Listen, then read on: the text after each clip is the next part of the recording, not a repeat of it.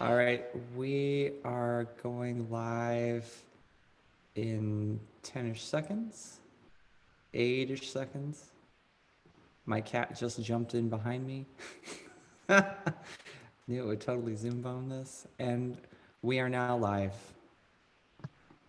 So welcome fellows, lecturers, and panel members. I'm George Crabtree. I'm the director of SISE. Uh, Welcome to this year's 10th edition of SISE. This is our 10th year. Usually a 2-week intense experience about critical thinking on energy, present and future. This year, because of coronavirus, we're trying something new. We're going to condense to 1 week and become virtual.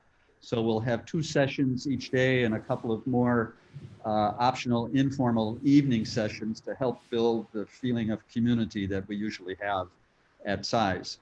We have 64 fellows whom Thomas has carefully chosen from around the country and around the world. And the fellows will engage our speakers and panels in critical conversations on energy and climate change. They'll join our network of 500 alumni around the globe. As we call them, we refer to ourselves as the best nerds on earth. In addition, we have for the first time in a decade opened many of our sessions to the public. And we know from looking at our screens that there are several hundred of you present now on virtually. We will also record our sessions and post them on our website so you can look at them later if you'd like to. So we stress critical thinking, looking at information and drawing conclusions. This skill is not often emphasized in traditional university learning, but it's essential to creating and maintaining a vibrant, creative society, exploring the frontiers of human knowledge and ingenuity. So we will present perspectives for the SISE Fellows and our broader audience to absorb, to analyze, to criticize, to dissect, and then we hope that the fellows will integrate these with other perspectives to form a worldview that prioritizes action. So this, of course, takes longer than the week or 2 weeks of SISE, but after 10 years, we found that this program helps plant and nurture the seeds of lifelong critical thinking that enable our fellows to take effective actions, not only at the voting booth, which is very important, but also in their professional careers and their personal lives. So we're very fortunate to have a wonderful lineup for this session this morning, starting with Stephen Chu, the former Secretary of Energy under the Obama administration. Let me take a minute to introduce Steve, and then we'll ask him to give us 8 to 10 minutes, maybe a few minutes more of perspective, and then we'll have some questions from the fellows. So Steve comes from a family of highly educated scholars and white-collar professionals.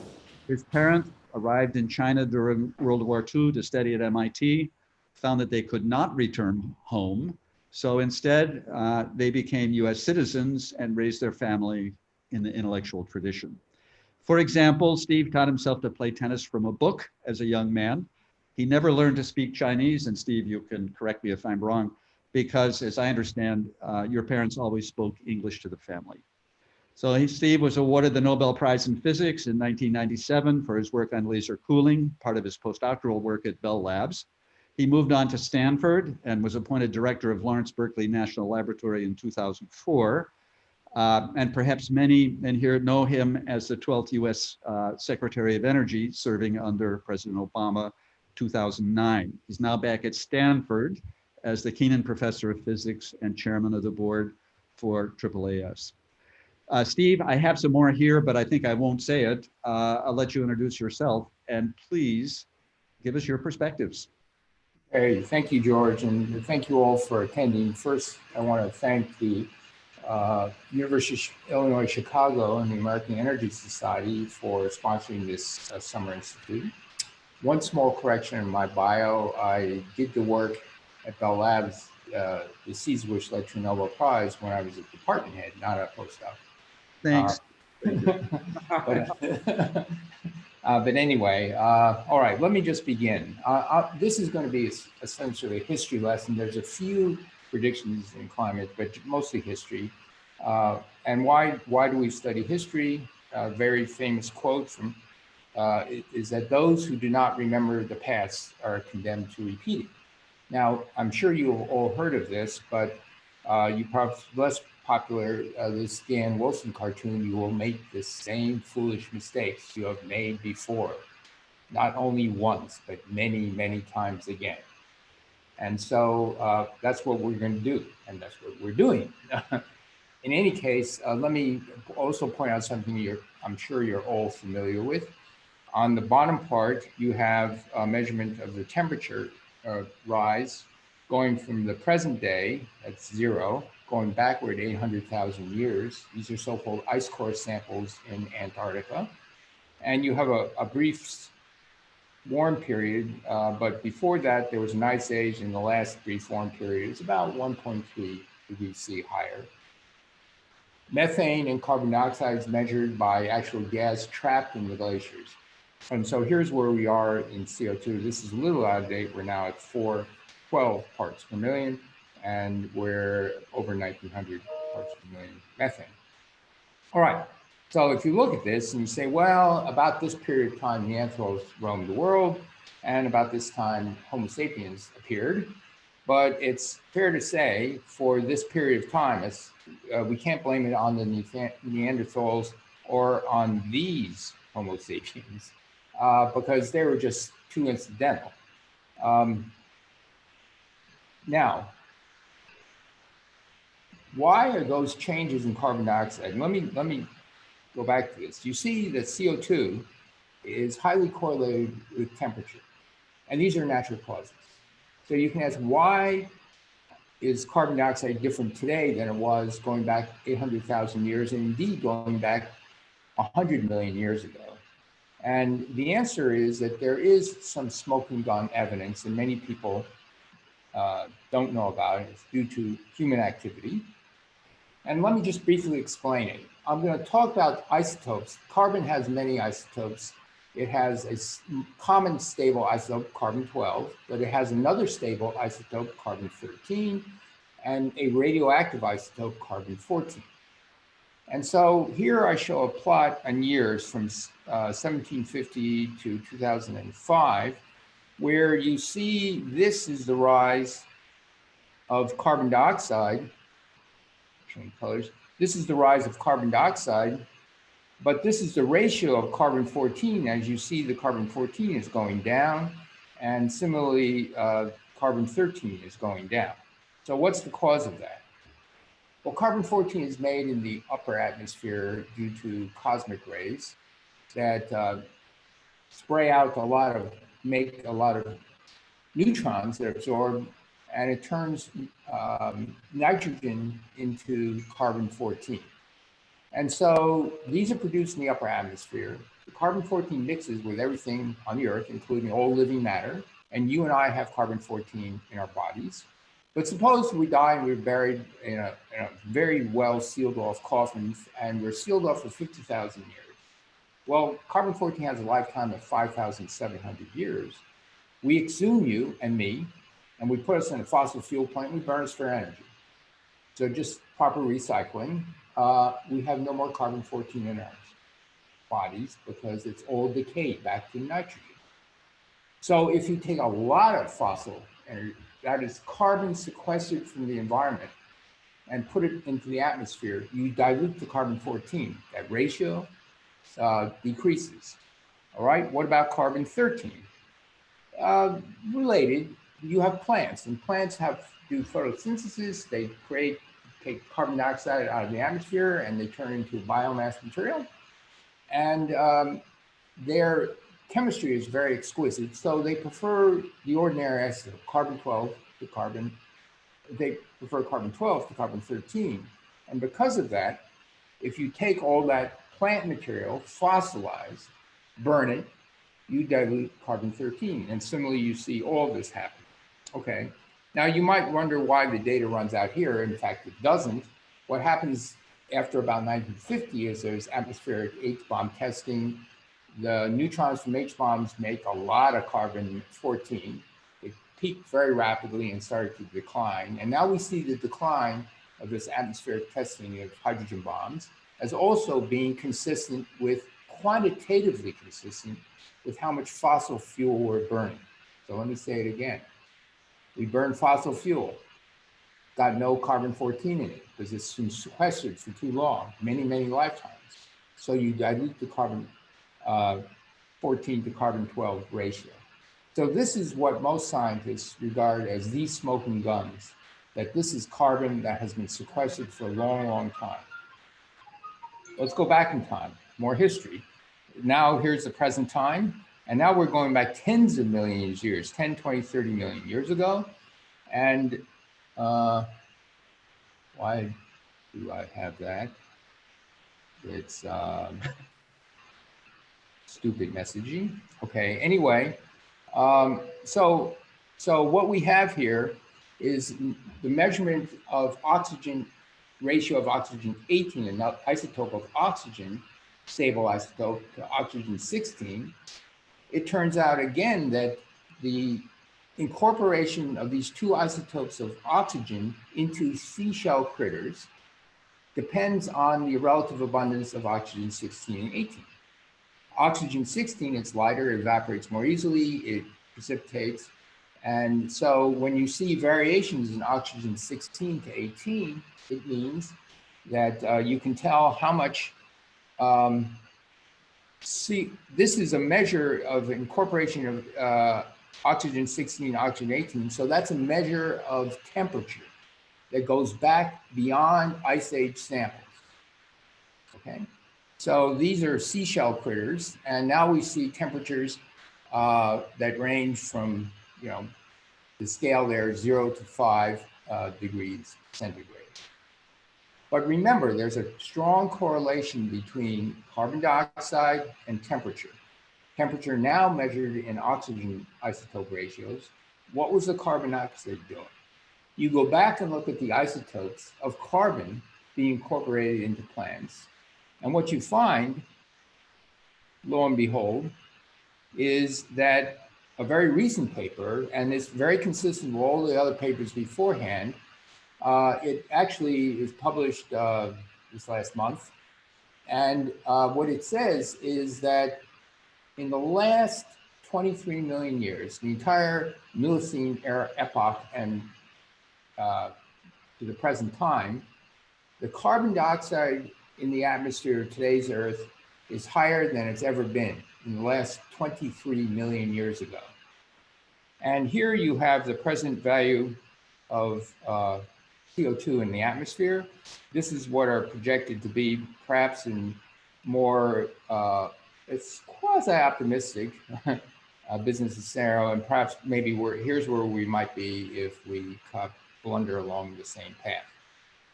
All right, so what have you just heard? Strong correlation between carbon dioxide and temperature. This carbon dioxide is different. It's caused by humans. But that correlation actually does support the greenhouse gas effect, which means if the carbon dioxide goes up, the temperature will go up. So if we're higher than we were in the last 25 million years, why is the temperature as high as it was a long time ago? What's a long time ago? Well, this is 23 million years ago. This is where Antarctica melts. This is where our present temperature is about now. And so the reason is it takes a longer period of time.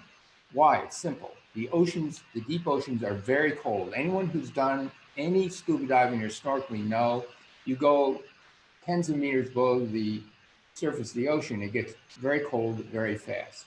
It takes a lot of time to warm up the cold ocean. So the effects we're seeing today are nothing compared to what we've already done. So that's our history. So here it is, another graph. On the x-axis, I'm plotting time, 1750 to present time. On the y-axis, cumulative emissions. Well, let's explain cumulative emissions. First, 3/4 of the greenhouse gases has occurred only in the last 65, 70 years. And although Yogi Berra did not say this, he could have. It said that if you don't change direction, you will end up where you're heading. Where are we heading? We're heading over here. And at the current emission rate, this is CO2 equivalent. So it not only includes CO2, it includes methane, it includes N2O, it includes hydrochlorofluorocarbons, all the greenhouse gases, which are about 50 gigatons per year of equivalent emissions. And at that rate, we pass this line in 14 years. By the way, that last warm period that was 1.3 degrees higher, the sea level was 6 to 9 meters higher. Again, it's a fossil record, not a prediction, because you just look at the critters who lived at the edge of land and ocean around the world, and you find, you isotopically date them, and you find that's where the sea level was. So the UN goal is to keep our sea levels at the 6 to 9 meter higher level. Okay. All right. Now, something I said even before Secretary of Energy, but often as Secretary of Energy, I quoted Sheikh Yamani, who said, "The Stone Age came to an end, but not for lack of stones. The oil age will end, but not for lack of oil." And what he meant by that is you go from the Stone Age to something better when there are better solutions. You begin to use metals. But what is not said is if you don't find a better solution, which is better economically as well, the oil and gas will be used. It will come out of the ground because there's trillions of dollars worth of money under the ground. And so now you can think, okay, we just stop using gas and oil, but it's not so simple. What is good news is a lot of progress is being made on electric vehicle batteries. And so the electrification of light-duty vehicles is going to happen. It might take a couple of decades, but it is going to happen. But that's just a start. It's carbon-free, cost-effective sources of chemicals, plastics, materials like cement and steel and airplane fuel. Those things we don't have solutions for yet. Don't think that the oil will run out. The technology for finding and extracting oil and natural gas has improved almost as fast as wind technology. And so what has happened is we're able to find more resources and extract more of them as time goes by. And so I think absence of any effort to decrease their carbon emissions, the oil and gas industry can keep up. And so this is just the worldwide, I mean, you see conventional oil is now been overtaken by unconventional oil. Here's another challenge. We have energy, very inexpensive energy. Wind and solar are fantastically inexpensive now, especially at the best sites. At the best sites, they're cheaper than actually natural gas when the sun is shining or when the wind is blowing. But if we want to get more than 30% renewable energy penetration, suppose we want 80%, then you look at the energy storage needs of the country and the transmission needs of the country and the world. And what you find is that we need amount of energy, it turns out not to be much. If we could store 50 hours worth of energy, both energy, this is energy, and this is power, two things. If we can store that amount, only 50 hours worth, we could get 80% penetration. And this was outlined, all the costs were outlined in a very recent article written by 3 members of former RPE in the Department of Energy. So that's great, only 50 hours out of, there's a lot of hours in a year. But the other sobering thing they said is how much should this energy storage cost on a per kilowatt hour basis? Around $20 a kilowatt hour, somewhere in this range. This is a log curve. This is 1, 10, 100. Here's where lithium-ion batteries are. They're $200 a kilowatt hour. So the cost of storage has to decrease tenfold. And it is not going to come from chemical batteries. George Crabtree and I know this full well, not in the next 20 years. Okay, so we need new storage. We have to relook at pump storage. We have to look at new types of thermal storage, but this is an incredible challenge. All right, let's talk about greenhouse gas emissions. This orange over here is due to fossil fuel burning, it's due to industrial heat, the cement, the steel, all these other things. And this orange, CO2 forestry agriculture, is out here. And then in addition to that, there's methane emissions and there's N2O emissions. About half the methane emissions are due to agriculture and raising animals. The rest is due to leaks in a gas system, leaks in explorations. And you see that if you look at half of this, and virtually all of this is due to fertilizer runoff. So if you look at this, it turns out that of the greenhouse gas emissions in the world, it's actually more than the greenhouse gas emissions in producing electricity.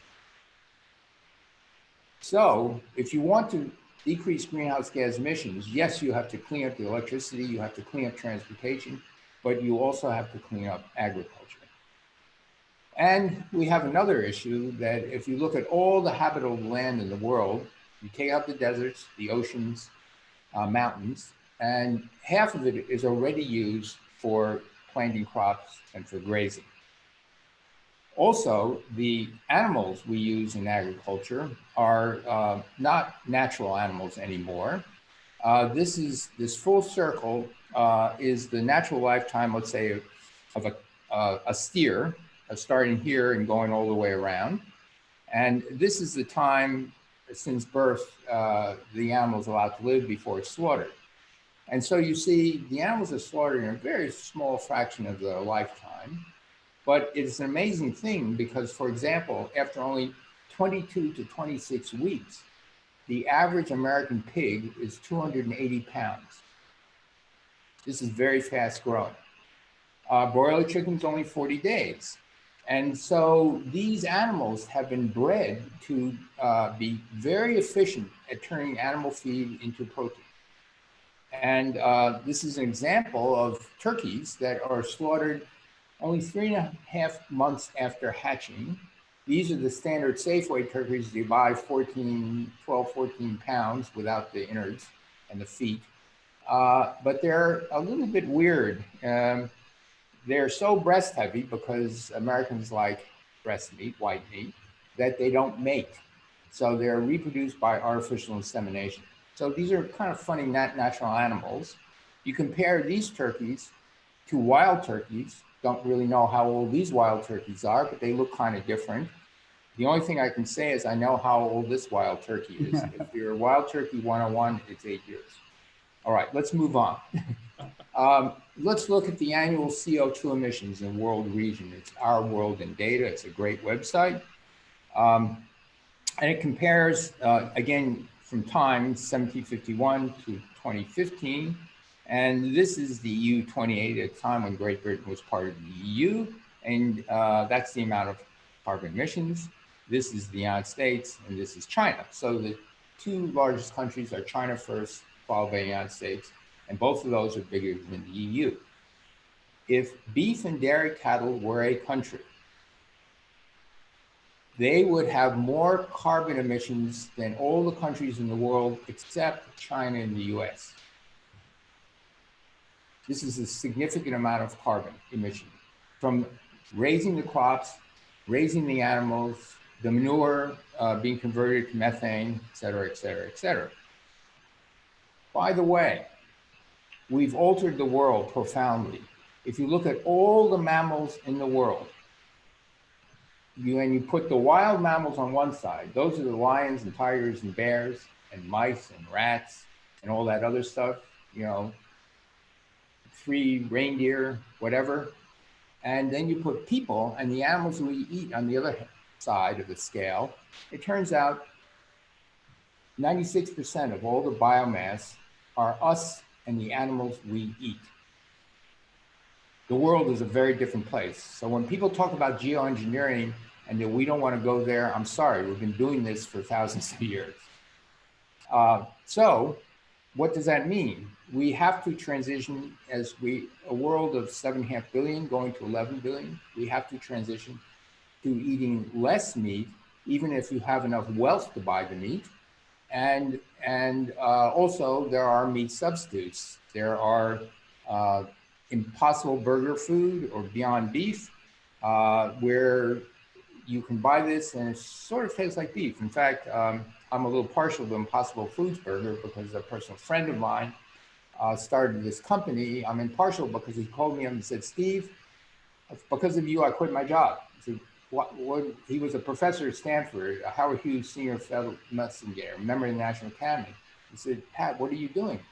And he said, well, you left your job to go work for the Department of Energy. I want to do something about climate, so I'm going to quit my job. I'm a biochemist, so what do I know? I know chemistry. I'm going to make something that tastes like beef. Anyway, another thing, not only eating less meat and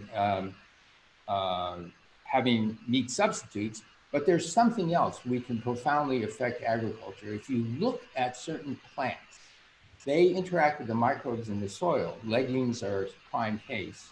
And the microbes actually make fertilizer for the plants. In fact, they're used in the olden days to enrich the soil, so-called crop rotation.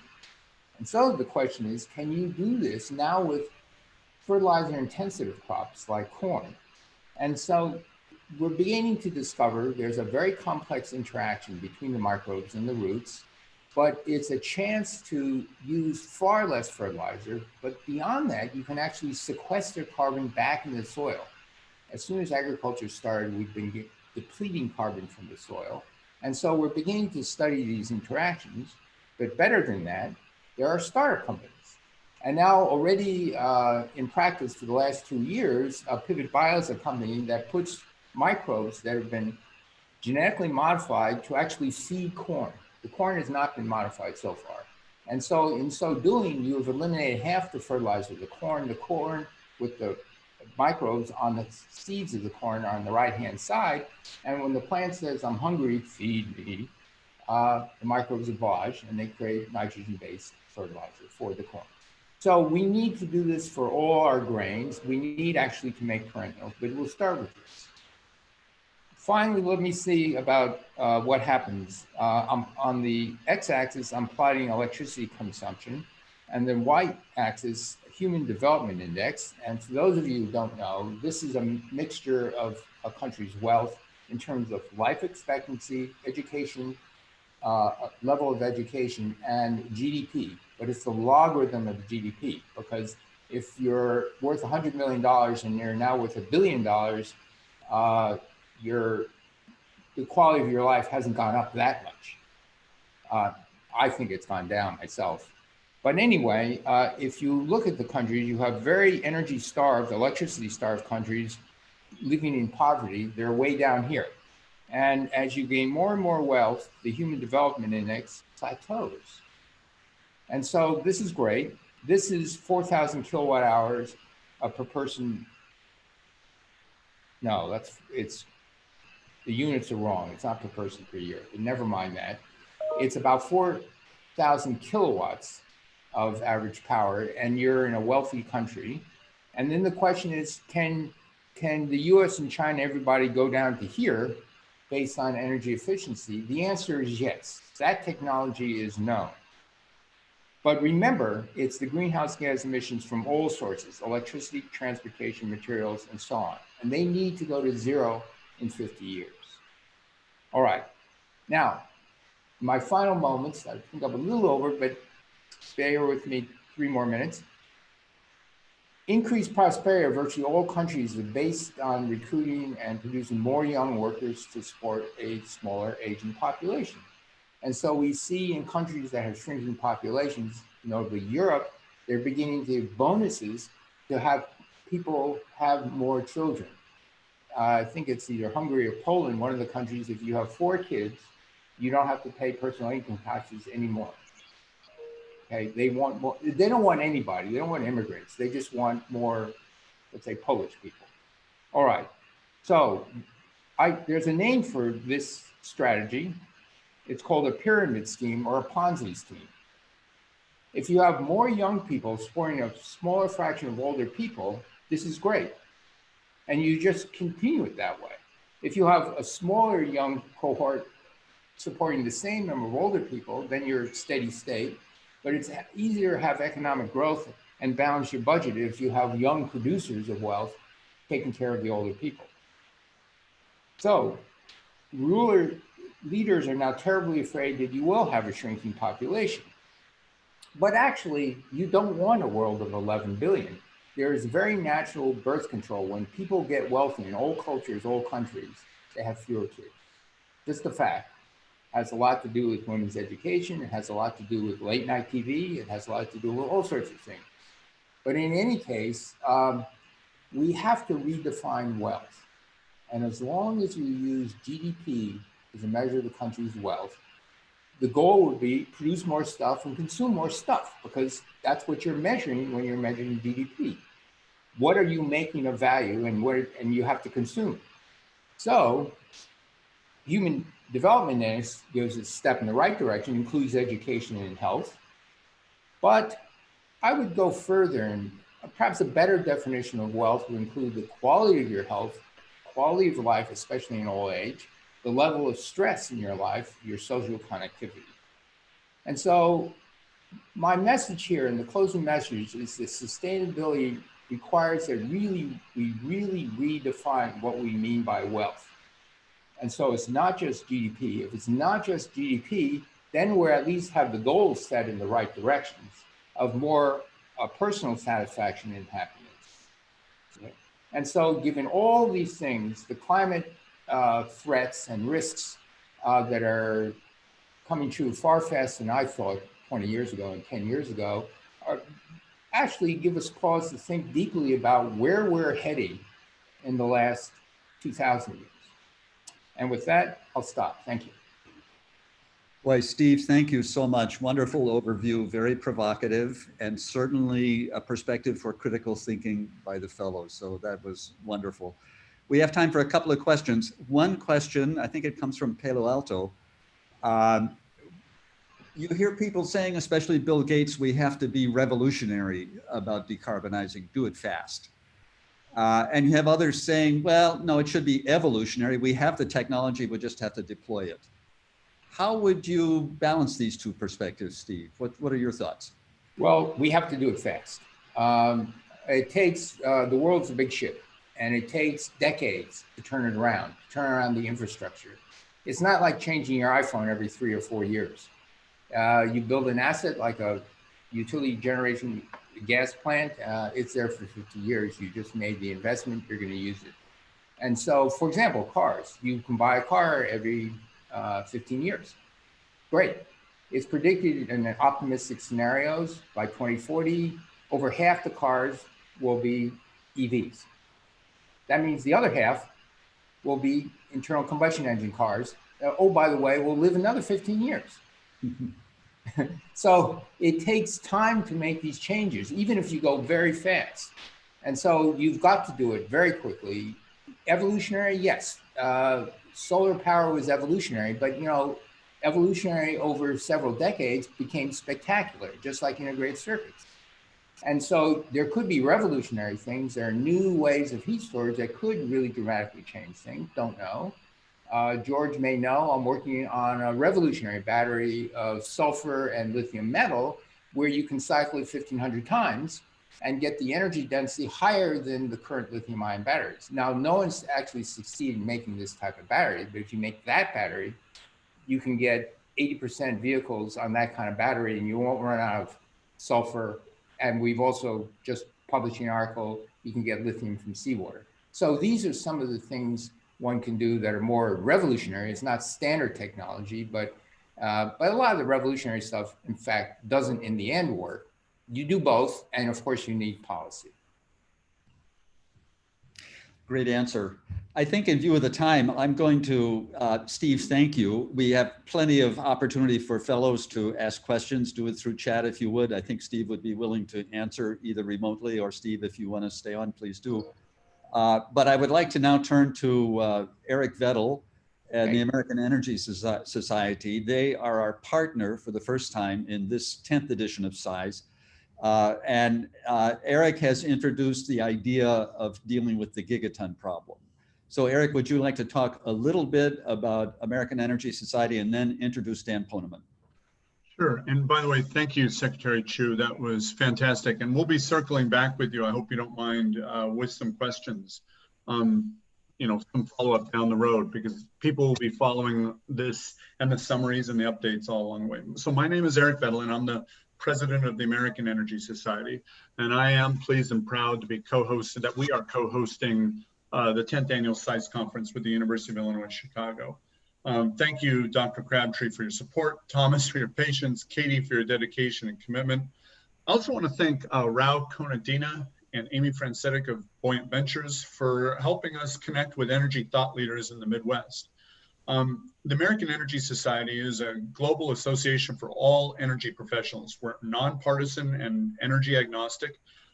We grow stronger because we have the help of, and we help all energy professionals, and it seems to be working. We have about 60,000 friends of the society, which probably makes us the largest professional association for energy in the world. If you're watching this conference right now, and if you're not yet a member, please join. It's free. Go to our website, it's energysociety.org, and just answer a couple questions, and you get the benefits of membership. We offer publications like Energy Today and Energy Matters, services like Expert Link micro consulting services, professional development, certification badges, business development, of course. And oh, by the way, we will be soon releasing a list of all incubators in the United States that are working on energy, all of them. It's somewhere in the neighborhood of 500, and we also rank and rate them. If you want to see tomorrow's Energy Today, you will absolutely want to see this report. Also, if you join as a friend this week, you'll get access to the important work of the great fellows, SISE fellows, who are building the Midwest energy ecosystem map. When it's released this week, you'll be able to do comparative analysis. This interactive map will help you see trends, identify gaps and needs, potential customers, business partners. The opportunities are limitless. And for lack of a better word, it's fun too. Congratulations to all the fellows for all your work on the maps. It's amazing work. Also, I'm pleased and proud to introduce our next speaker, our opening keynote, Dan Poneman. To introduce Mr. Poneman, I'm going to reference a book, but not his book, Double Jeopardy, which is on nuclear power and cybersecurity, but instead the book The Fifth Risk by Michael Lewis. It's a celebration of government, civil servants, administrators, and bureaucrats who've given so much in their service to the world. Readers of The Fifth Risk appreciate the formal challenges and important contributions of agencies like the Department of Energy, which our next speaker knows very well. But what's left unsaid in The Fifth Risk is the incredible generosity, commitment, and talents of these people, these civil servants who serve us well. And that is Dan Poneman, generous, committed, talented. Mr. Poneman is currently President and Chief Executive Officer of Centrus Energy. From 2009 to 2014, Mr. Poneman was the Deputy Secretary of Energy, essentially the COO of the Department of Energy, and his responsibilities span the range of energy policies and programs on hydrocarbons and renewables and nuclear and efficiency. He was also responsible for the department's efforts on resilience and emergency response in cases ranging from Fukushima to Hurricane Sandy. And for a brief moment, Mr. Poneman also served as the U.S. Secretary of Energy. Prior to this, he served as principal for the SCOCRA. I could go on and on. Dan, we're going to get to you. We're going to have Dan talk about sustainable energy and the Gigaton Challenge. Mr. Poneman, thank you so much for joining us. Thank you. Well, thank you, Eric, and thank everybody at the American Energy Society and Katie and Thomas for your great help. And thank you to the University of Illinois Chicago. I'm very familiar with the great work George Crabtree has done over the years. Was very proud under Secretary Chu to have a small role in helping the launch of these hubs, which were major sources of innovation. And George has done path-breaking work on energy storage, which, as you heard from Secretary Chu, is going to be absolutely critical in the future. I'm very proud and delighted to participate in this SISE. And I will get right to my slideshow because I know we're running a little behind. I was asked to say something about how I got interested in these things. In the interest of time, I'll give you the nipple version since we got to cycle through this slide, and I'll go ahead and give the eye strain chart is next, Thomas. Yeah, I expect there'll be a quiz on this afterwards, but because I'm part of a publicly traded company, I always have to put these disclaimers out. And the voiceover won't have to do with that. But basically, I had two lifelong passions. They started at different times in my life. When I was a kid, I wanted to be an oceanographer. I got deeply into scuba diving and understanding coral reefs and fish life and so forth, and have just been a passionate environmentalist, and could not help but watch with keen distress over the years as coral bleaching and other things just wreaked havoc on the reefs, and became deeply concerned as a citizen.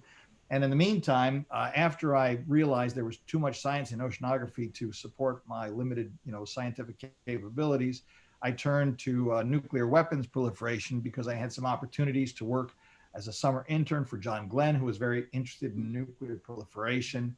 And then, lo and behold, 2009, my two passions of working on nuclear proliferation weapons issues and environmental issues merged at the U.S. Department of Energy, giving me the opportunity to work under Secretary Chu and then Secretary Moniz on what Steve Chu called our all of the above strategy, of which you've heard just a bit.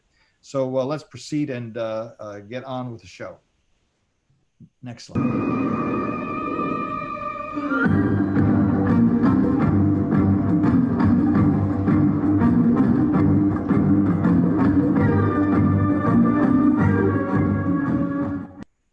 This is why I agree with Secretary Chu in his answer to George's first question. We need revolutionary change. Evolutionary is not enough. This is going to be very familiar to this audience. We can keep, slicing through the slides. We have to decarbonize power generation. You heard from Secretary Chu. It's not just power generation. It's livestock. It's everything besides. But we, at a minimum, have got to take all of the carbon out of power generation over the next 30 years to 2050, at a time when projected demand for electricity generation is going to increase by 100%. You don't get there by evolutionary change alone. Let's proceed. Next slide. This just, graphically shows all the things that we're going to need, and you got many more from Secretary Chu, so we can keep going.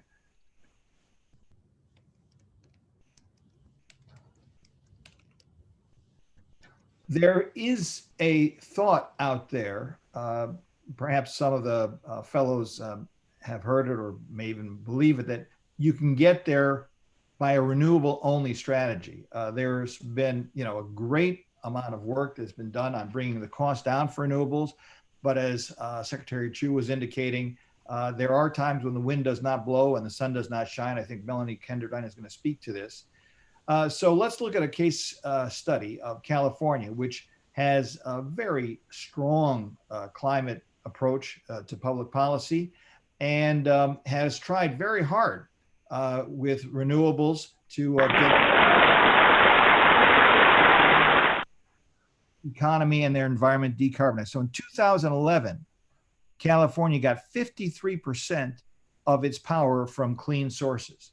And they've been working hard ever since to deploy wind and solar. Let's see how that's going for them. Well, they got 26 billion kilowatt hours of additional solar. So that moved them pretty far down the road. What happened next?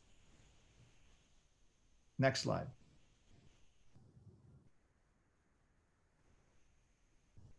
Oh dear. It's a setback. Okay, next slide.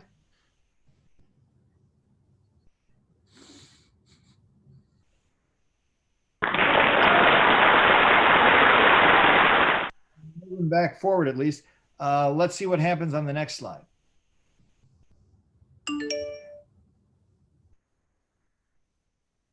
Oh dear. Okay, so here's the story. After 7 years of working really hard at it, California obtains in 2018 53% of their power from clean energy sources. In other words, zero progress. That is not how you get to zero by 2050. And by the way, you can look at the statistics out of the International Energy Agency and you will see the same story. That unfortunately, the renewables have been coming in strong, which is good. Unfortunately, it's been replacing zero carbon nuclear energy, which is bad. So That's not how you get an all of the above strategy. That's not how you throw every tool in the toolkit against this climate problem, which is, potentially devastating to our whole planet. Let's go to the next slide.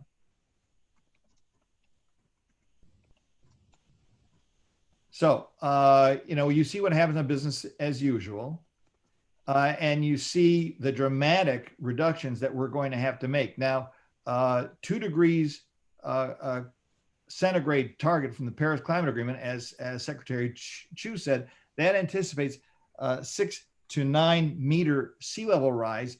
That'd be kind of traumatic for people in places like Miami, Florida, and others. So that's not such a good number. And just to put a sharper point on it, there was a study done by the IPCC that said, really, 2 degrees is not good enough. At 2 degrees centigrade by 2050, you will have lost 99% of the world's coral reefs. And, Arctic sea ice at the North Pole would be pretty much a thing of the past. You really want to try to get to 1.5 degrees centigrade. It'll still be very, very terrible situation in many respects, but at least, somewhat salvageable. Let's go to the next slide.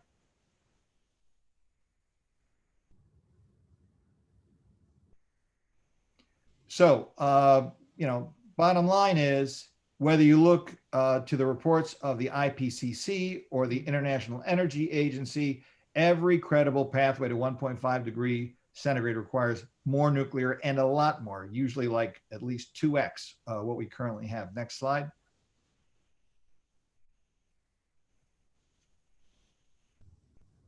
So, unfortunately, we've seen this movie before as well. And we can go ahead to the next slide. There was a lot of enthusiasm for nuclear on climate grounds in the first decade of this millennium. But Fukushima,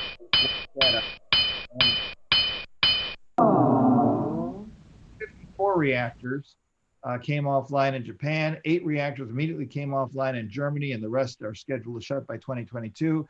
And in our own country, we've gone from 104 to 95 reactors, with many more at risk of premature closure because of a lot of market imperfections and the lack of carbon price, et cetera.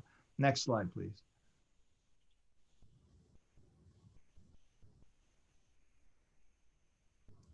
Let's bring this closer to home. I wish we could all be in Chicago, but we can't. But there was a significant effort that was required to save 3 reactors in Illinois, and it was done, fortunately, with the help of the Illinois state legislature. But those 3 reactors, shutting them would have raised Illinois CO2 emissions over 25 years by half a gigaton. So we're talking about gigaton challenge. That's just Illinois. Let's go to the next side of the slide. That's just by way of comparison, a lot worse than what happened in the Kuwait oil fires in 1991, or would have been had we not saved those plants. Next slide.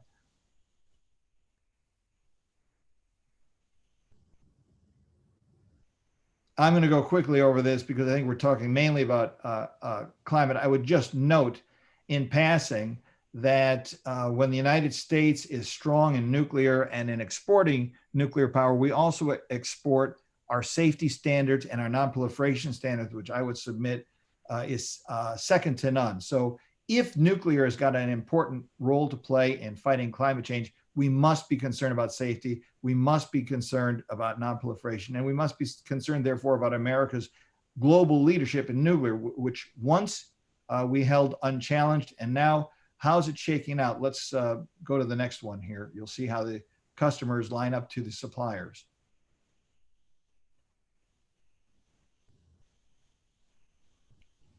So the United States finished building 4 reactors in China. So now the US order book for foreign reactor exports is 0, exactly 0. The Russian order book, according to Russian publications, is $130 billion. So that just shows you that we are actually losing the race for global leadership in nuclear. Next slide. In particular, my sector of the industry, uranium enrichment, which is the most sensitive for non-proliferation reasons, because uranium enrichment as a technology can not only increase the enrichment level of natural uranium to 4 or 5%, which is needed to boil water to create steam and drive electricity generation. But you take that same technology, you can raise the enrichment to 90%, and you've got a nuclear weapon. This is how things looked in 1985. The United States had 27 million separative work units of capacity. That's Russia on the far left, down at 3,000. What's happened since then? Let's go to the next slide. Oh dear, we're gone. You see that number on the right side? That's 0. That's how much production we have. We shut the last plant in 2013. It's a long story I can get into in question and answer. Meanwhile, Russia now has exactly almost 27 million through the capacity that we once had. Next slide.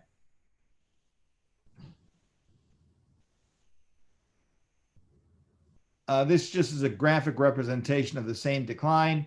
And the uranium generation is the same decline that you've seen. Just a little kink in the curve is we do have one foreign-owned enrichment plant in the United States of America, in New Mexico, but otherwise our domestic technology generation of enriched uranium is 0. Next slide.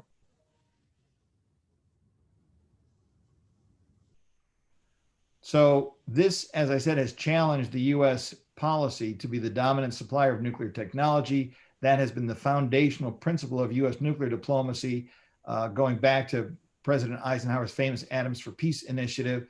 And for decades, the United States designed, built, and fueled reactors for all the nations of the world that signed up to non-proliferation norms. And we can actually do it again. So this is not an entirely bleak message. Next slide.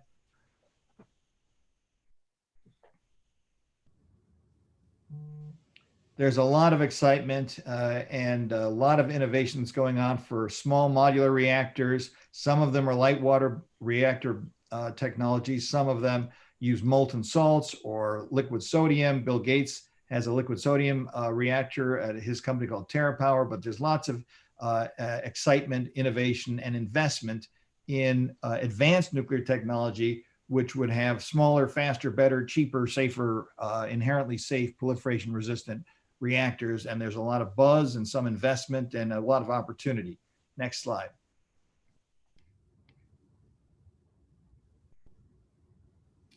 The strategy, how can we do this? Well, you know, we've done this before. That's Admiral Rickover, many of you may recognize on the right. And he was the father of the nuclear navy, and the USS Nautilus was the first nuclear powered submarine. And we leveraged the investment in creating the nuclear weapons complex, the nuclear arsenal that depended on enriched uranium, and the enriched uranium, which supplied naval reactor fuel, both for submarines and carriers. And that was leveraged to actually create the civilian nuclear industry in the United States of America. Next slide.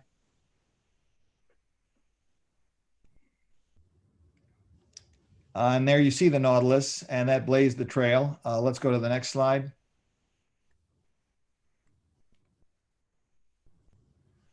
There is a lot of interest now in nuclear energy from national security perspective, because if you look just at the casualties suffered in Iraq and Afghanistan, you see some specific numbers there. The Americans killed or wounded in fuel supply convoys from 2003 to 2007. If you look overall at the casualties suffered over the whole time we've been in Afghanistan and Iraq, over half of those have been from some relationship of supplying fuel to the troops and protecting the convoys. And so you see that fuel cost, delivered fuel, is actually quite expensive. $25 a gallon is very high, and therefore there's a lot of interest in the Pentagon, and there's some investment in what they call micronuclear power plants that could potentially replace a lot of the diesel fuel needed in the field.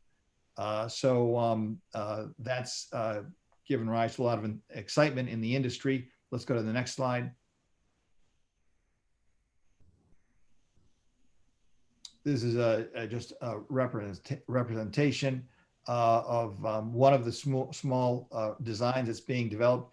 Project Pele, under the Strategic Capabilities Office of the Secretary of Defense, is actually made 3 contract awards to companies that are developing prototype designs for these very small reactors. You can see the specs here on the slides, 1 to 10 megawatts, transportable. They can run over 3 years without refueling.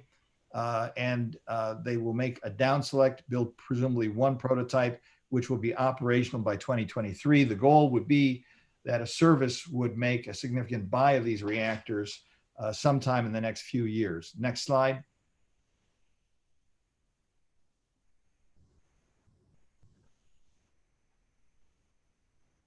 So there is a civilian analog to what's going on in the Pentagon, and this Advanced Reactor Demonstration Project notice for a request for proposals came out on February 6th.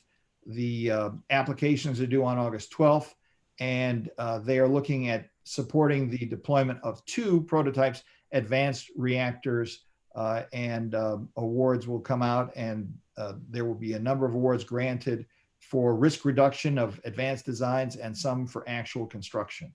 Next slide, please. Of course, you won't get very far with a reactor that doesn't have any fuel.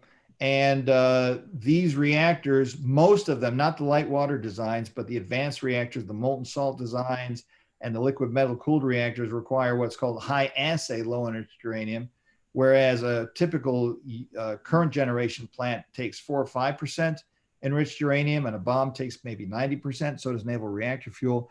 At about 19.75%, or between 15 and 20%, you get a higher energy density that will support these advanced reactors, but it's not being made anywhere in the country yet. Next slide, please. Yeah, this just kind of shows you where it fits in more prosaic terms. I guess this is along with the slide with the 7 or 8 year old alcohol that Secretary Chu showed. Next slide. Yeah, okay, so there you go, vintage port. We call it vintage port because that's what my company is making, or we're about to. Next slide, please.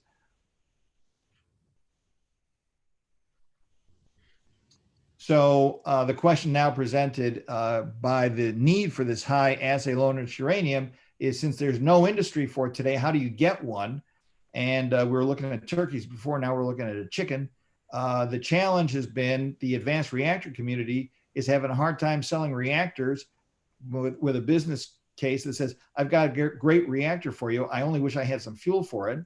But it's hard to make the very significant investments needed to create this capacity to create this high assay low enriched uranium without a confirmed and cash paying customer base. So how do we solve this chicken and egg challenge? Next slide. We have solved this problem before. Keep going.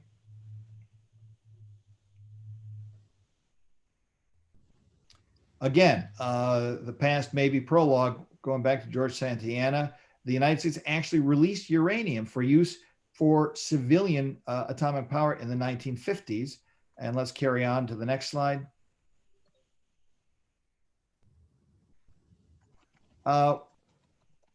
This is a story, not every story can be repeated successfully, but this is one that I think can be repeated successfully. The commercial nuclear industry simply would not have emerged without the US government investments. The first commercial reactor at Shippingport, Pennsylvania came directly from the naval reactor designs that Admiral Rickover had sponsored. So we are now at our company, full disclosure, making investments ourselves on a cost share contract we have with the US Department of Energy to build 16 machines at the old site of one of the big old gaseous diffusion plants in Piketon, Ohio, to create a very small 16 machine cascade that will, by early 2022, under a new NRC license, be producing this 19.75% high assay low enriched uranium. We call it HALEU. And so we think that's the first step in reprising the successful story from the 1950s that would then support the further expansion as we can develop some combination of commercial deployment to support US utility needs that are mindful of the climate challenge, and also potentially Pentagon needs for resilient, stable, small, and mobile sources of energy whether it's for forward deployed forces in places like Afghanistan, or for military bases that need a resilient source of power, so we could supply both domestic and international needs. So next slide.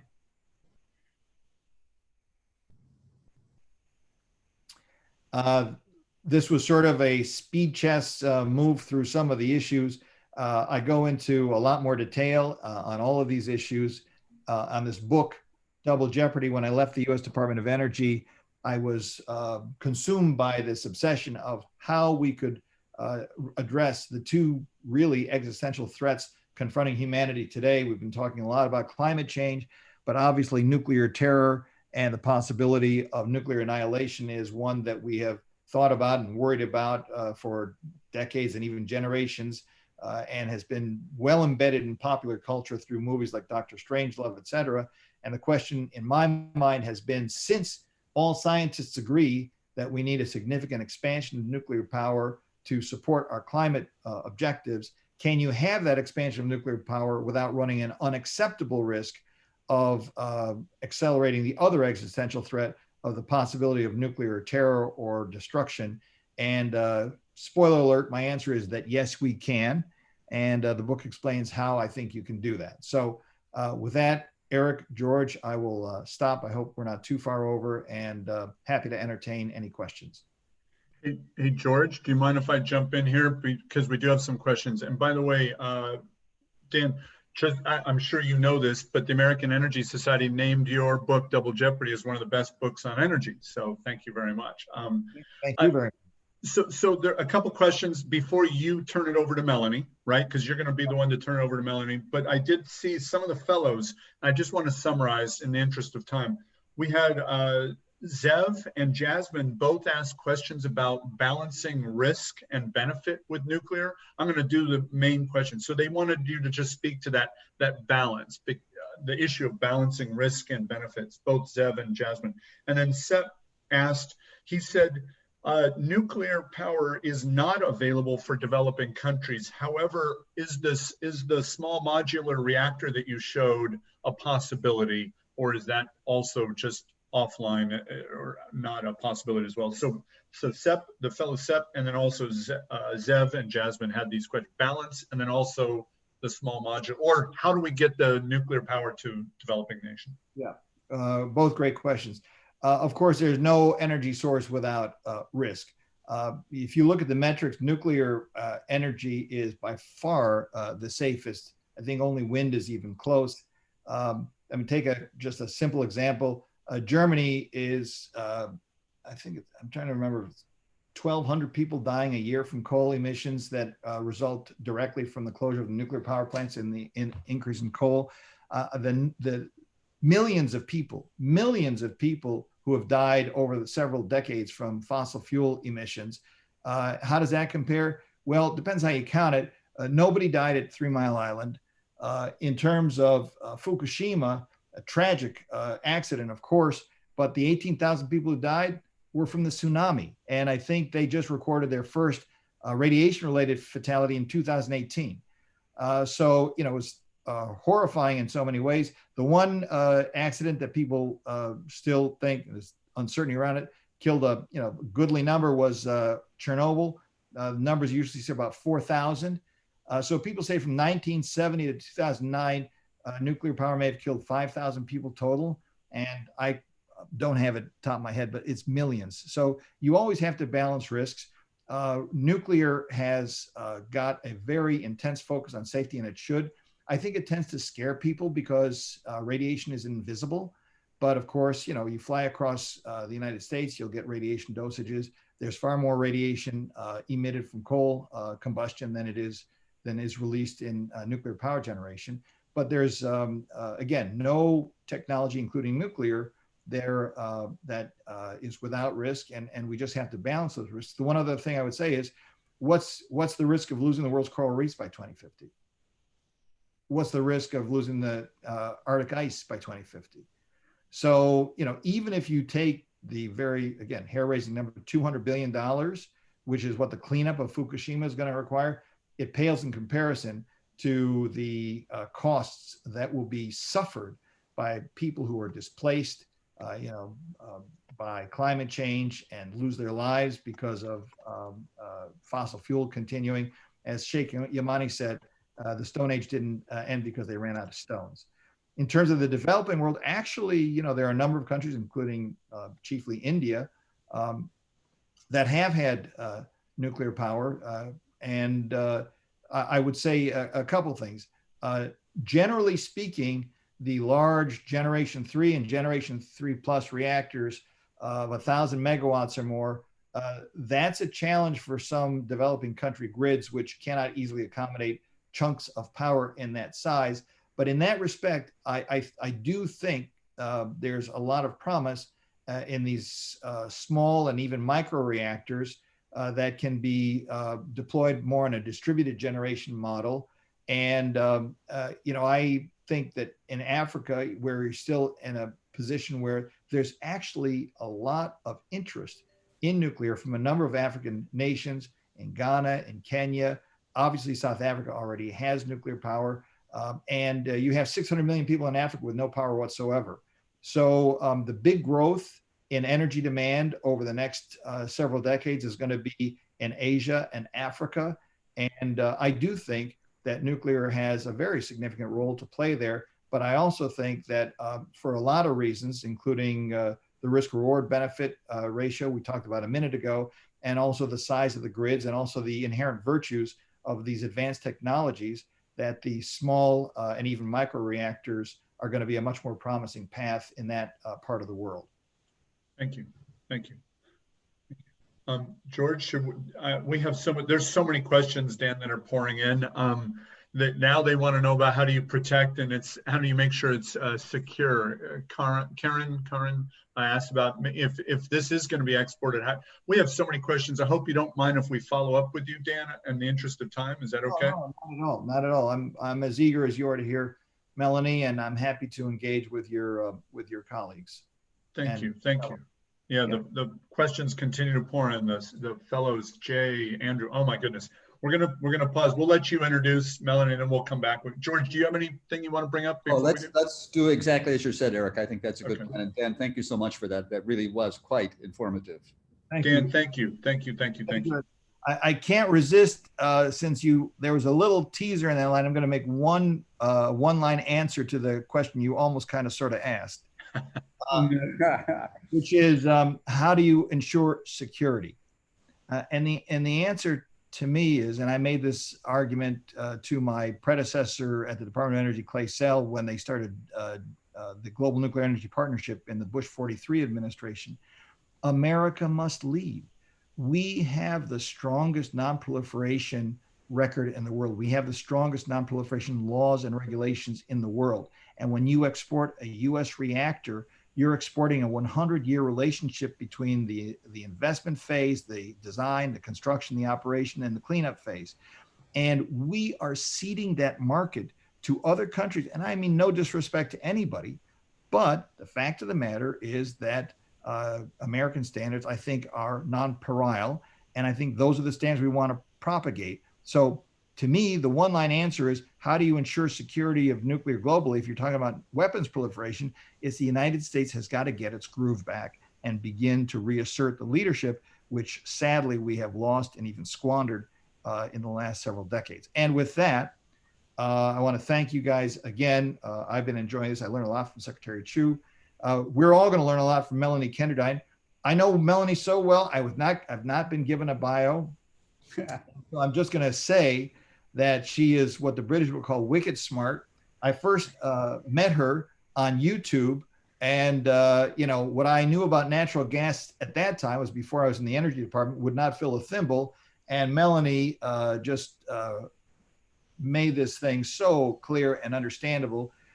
She is a doppelganger with Secretary Moniz. To see the two of them together, the sparks will fly, only intellectually. She's a brilliant analyst, but the neat thing about Melanie is she's not just an analyst. She is, and I'm going to cite George's early comment about SISE here, pragmatic.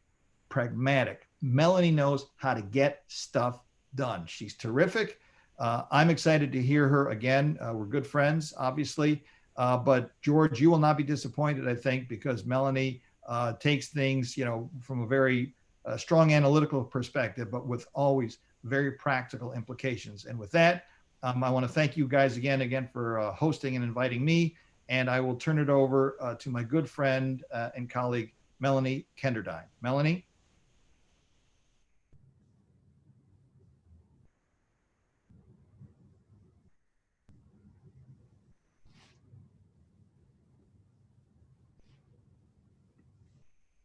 Okay, I'm not muted anymore. Okay, I need to pull up my slides and you'll understand in a minute why I need to control my slides beyond the fact that I am a control freak, okay? And I can't see the panel for turning over control of my slides. Can someone help? Hello? Sorry, Yeah, what's your we're working question, on it. Melanie? Thomas is working on it. Yeah. Okay. Let me start. And thank you so much, Dan. And as you can tell, Dan and I worked together for many years. I thank him. I thank Eric for putting all of this together. Congratulations to the fellows. These are very weird times. Eric and Dan, I wish we could have a real beer together. We can't, but I wish we could. Anyway, working with and talking to this group of fellows, I made a point in my office at the Department of Energy. I ran the Energy Policy and Systems Analysis Office. I actually set it up, ran that office, and had a very, very active fellows program in our office. And we did at MIT, where I worked for about 6.5 years with Secretary Moniz as well. I still can't figure out how to get my slides up. Hey, Melanie. Nothing. Sure, let me help you. So do you have the share screen option at the bottom of your Zoom channel? I have a what? Share screen. Share screen. Oh, that one. Yes, Yeah, there I forgot. Okay, and we did exercise, did go through these. Okay, and so let me start off right away. And I've already given my introduction. I was asked to address gigaton problems, gigaton needs, the urgency of addressing climate change. Hey, and Melanie, if you're expecting to share it, your slides haven't actually been shared yet. Oh, okay. I don't know what to do. So click the. While I thought I was sharing. Okay. So hit the share screen. Yes, I'm on share screen. And then a thing should pop up and a menu option, and you should. There you go. That's it. Perfect. Okay, and new share. And then you're looking at my emails right now, correct?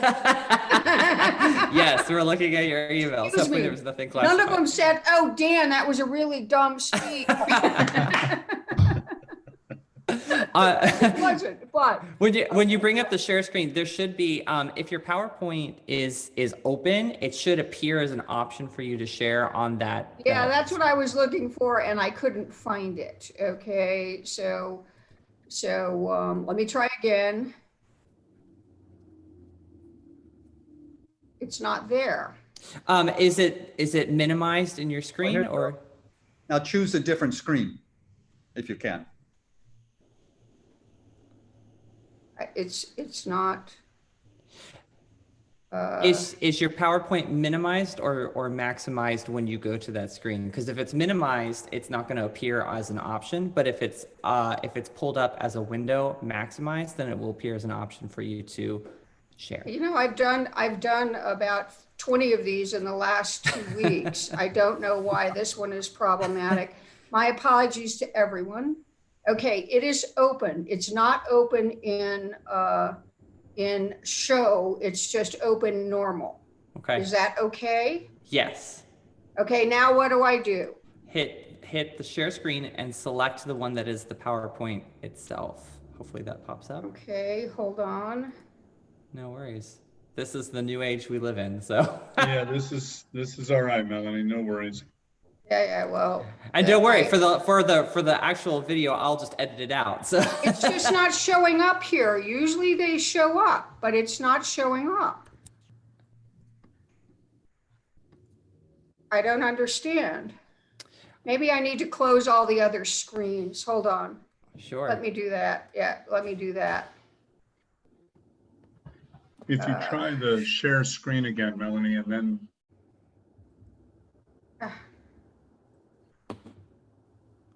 Yes. There we go. That's it? There Yes. we go. Okay, all right. Yes. Yeah. Okay, well, now I'm out of time, okay? We can Okay. edit that, Melanie, like Thomas said. Thomas will work his magic. Okay, Mine is number okay, Cal, everyone can see these now, right? Yes. Yes. Okay, all right, so I'm going to skip all the niceties because I'm now out of time. I'm going to cover a broad range of topics. You can see what I was asked to address. And we've already talked a lot about these. Science and data are sending alarms. Urgent action is needed.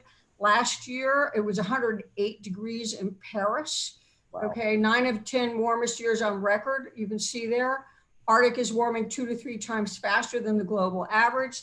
Sea levels are rising. I like the little greetings from New York postcard there. They've risen 7 to 8 inches since 1900. That could reach 1 to 4 feet by 2100. In May 2019, atmospheric CO2 concentrations reached their highest level in at least 800,000 years. Secretary Chu talked about that. At the current rate of warming, we're going to hit the lower target they talked about in Paris of 1.5 degrees centigrade by 2030. According to the IPCC, impacts on diversity and ecosystems are projected to be lower at 1.5 degrees of global warming compared to 2 degrees. An increase of 2 degrees in global average temperatures means that 37% of the world's population will experience 37% extreme heat compared to 14% at 1.5 degrees. As of 2018, 2/3 of the major emitting countries were not on track to meet their targets.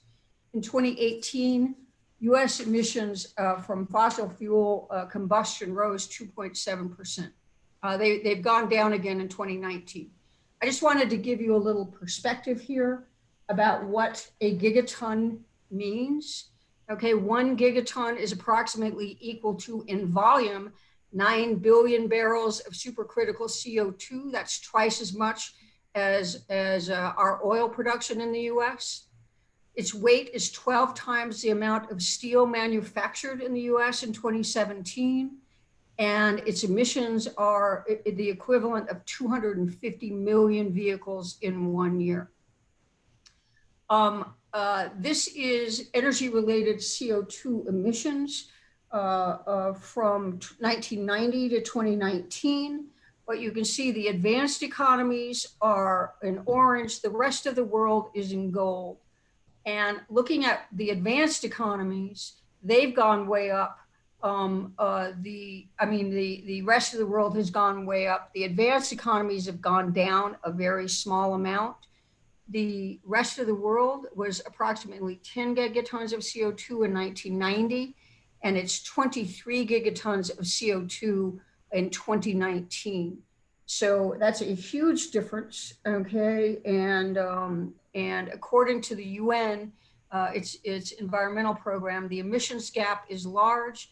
In 2030, annual emissions need to be 15 gigatons lower than current unconditional NDCs imply for the 2 degrees goal, and 32 gigatons lower for 1.5 degrees centigrade goal. And that says 32 gigatons lower. It's 33 gigatons total in 2019. So that gives you some context about the extent of the challenge we're talking about here. This is another slide that shows you the extent of the challenge. This is population growth in the world's 20 most populous countries. I updated this a night before last, okay? The blue boxes here are the numbers for 2019. The numbers next to them are forecasts for population by 2050. What you see here, look at Nigeria. Nigeria becomes the third most populous country on the planet in 2050, and replaces the United States, displaces the United States as the third most populous country on the planet. You see that kind of growth in all of Africa, doubling of populations. Nigeria's landmass is 1/6 that of the United States. India, actually, I'm going to show you here. These are countries that lose population between now and 2050. China actually loses a little population. India becomes the most populous country on the planet. And to give you a little perspective on that, Modi announced a few years ago, announced a universal access to electricity as a policy in India.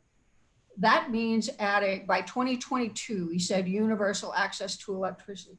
That means adding 450,000 people or 450 million people in India to the electric grid by 2022, and it gains 500 million people by 2050. So in effect, it means adding almost 1 billion people to an electric grid in the world. Overall, these countries will see a 23% increase in population by 2030.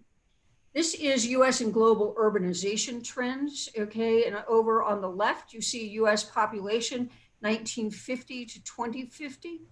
And the dark green is urban, the light green is rural. And what you see there is rural is flat or declining, and urban population in the United States is going to go up dramatically, already has, okay, up 500% since 1910 alone. This is what's happening around the world. And I would say one thing that was kind of startling to me when I was looking at this, in 2007, for the first time in human history, more human beings live in urban areas. First time in human history, more human beings live in urban areas than in rural areas. And these are increases in urban populations by size and class of settlement. The world's going to add 10 cities of 10 million people or more by 2030. Just so you understand, 4 of those will be in Africa. I'll say a little bit more about Africa in a minute. 326 million cities to 558, and 1 to 5 million. So 220 cities of 1 to 5 million, and about 180 cities of 500 to 1 million. All of this occurs by 2030. So cities need to be a big area of focus, as does providing services in rural areas. Now, this is world primary energy demand by fuel, 2018 and 2040. This is the IEA's current policy scenario, does not include 2-degree targets from Paris and sustainable development scenarios. And this is what's happening in the current policy scenario to fuel sources.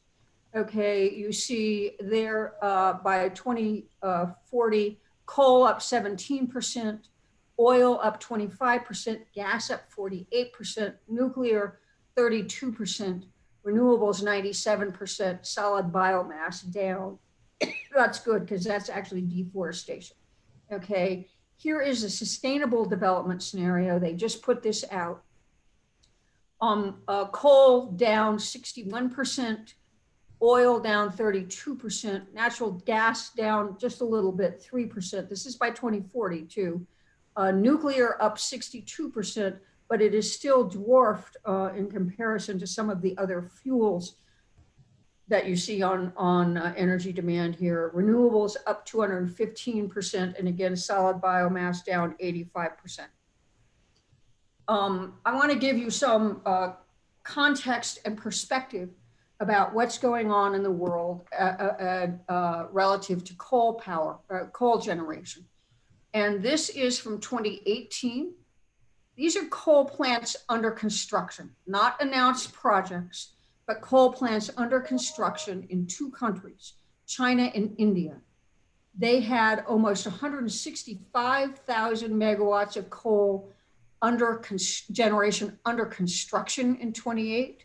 And to put this in perspective, in 2018, the US, its entire coal fleet was 235,000 megawatts of installed capacity.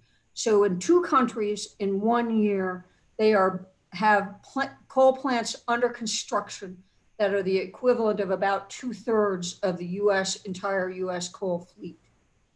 I'm going to switch gears a little bit here and talk to you about what we call sustainable energy technologies. And this is for battery storage, lithium-ion battery storage, and metals and minerals that are critical to a renewable energy future. This is from the USGS, US Geological Survey. But the World Bank did a study of wind, solar, and batteries. They put out a study in 2017. They have just released another study, an update of that study that provides more detail. But it was wind, solar, and batteries only. And they looked at the metals and minerals that were required for wind, solar, and batteries. And there were 21 categories of metals and minerals. Rare earths is one of 21 categories. Everyone thinks this is about rare earths. That's not what it's about. It's about a range of metals and minerals.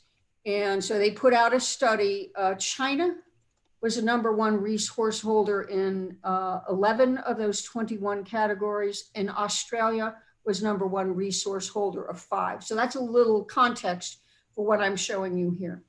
This is USGS and lithium production and reserves. And look at the reserves there. United States, these are all in metric tons. United States has 35,000 metric tons. Chile has 8 million metric tons of lithium. And next you have Australia there with 2.7 million tons. Cobalt, we hear a lot about cobalt. US has 38,000 metric tons. Congo has 3.4 million metric tons. And Australia has 1.2 million metric tons of cobalt. Elon Musk didn't like what he was seeing in Congo, and I'll say a little bit more about that in a minute, because children, 5-year-olds, are mining cobalt in Congo. And so he said you can vary the levels, amounts of cobalt and nickel in a lithium ion battery. He was going to use more nickel and less cobalt.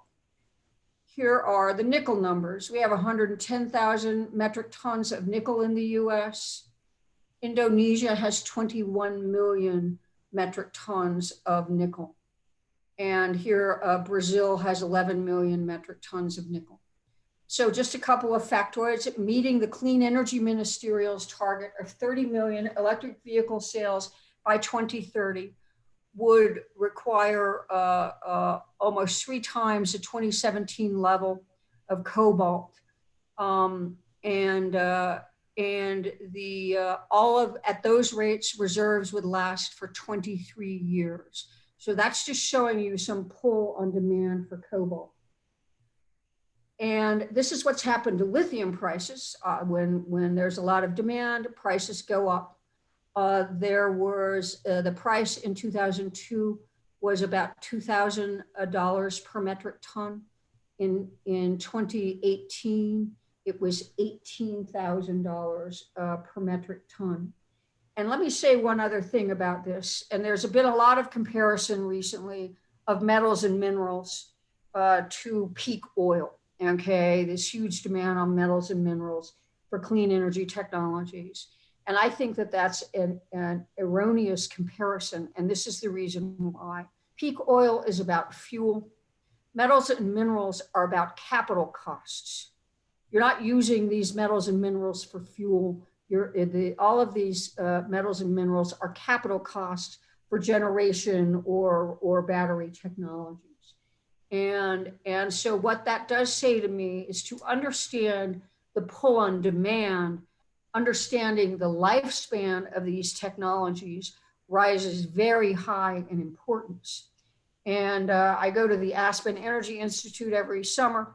One of the CEOs of a large municipal utility was there, and we discussed this issue. And she said, when I buy batteries, utility scale batteries, the manufacturer says the warranty is for 10 years. If I get 3 years out of them, I'm lucky. So among other things, we need to understand more clearly and accurately the lifespan of these technologies in order to understand the pull on demand. These are global greenhouse emissions by economic sector. And you can see there, the highest is electricity and heat production. Next highest, agriculture. And then you've got transportation, industry, and buildings. And this is a little bit more about that. And what happened in 2018, European emissions went down, United States emissions went down, Japan's emissions went down, rest of world's went way up. And after 2 years of growth and unchanged in the economy, the world economy expanded 2.9% in 2019.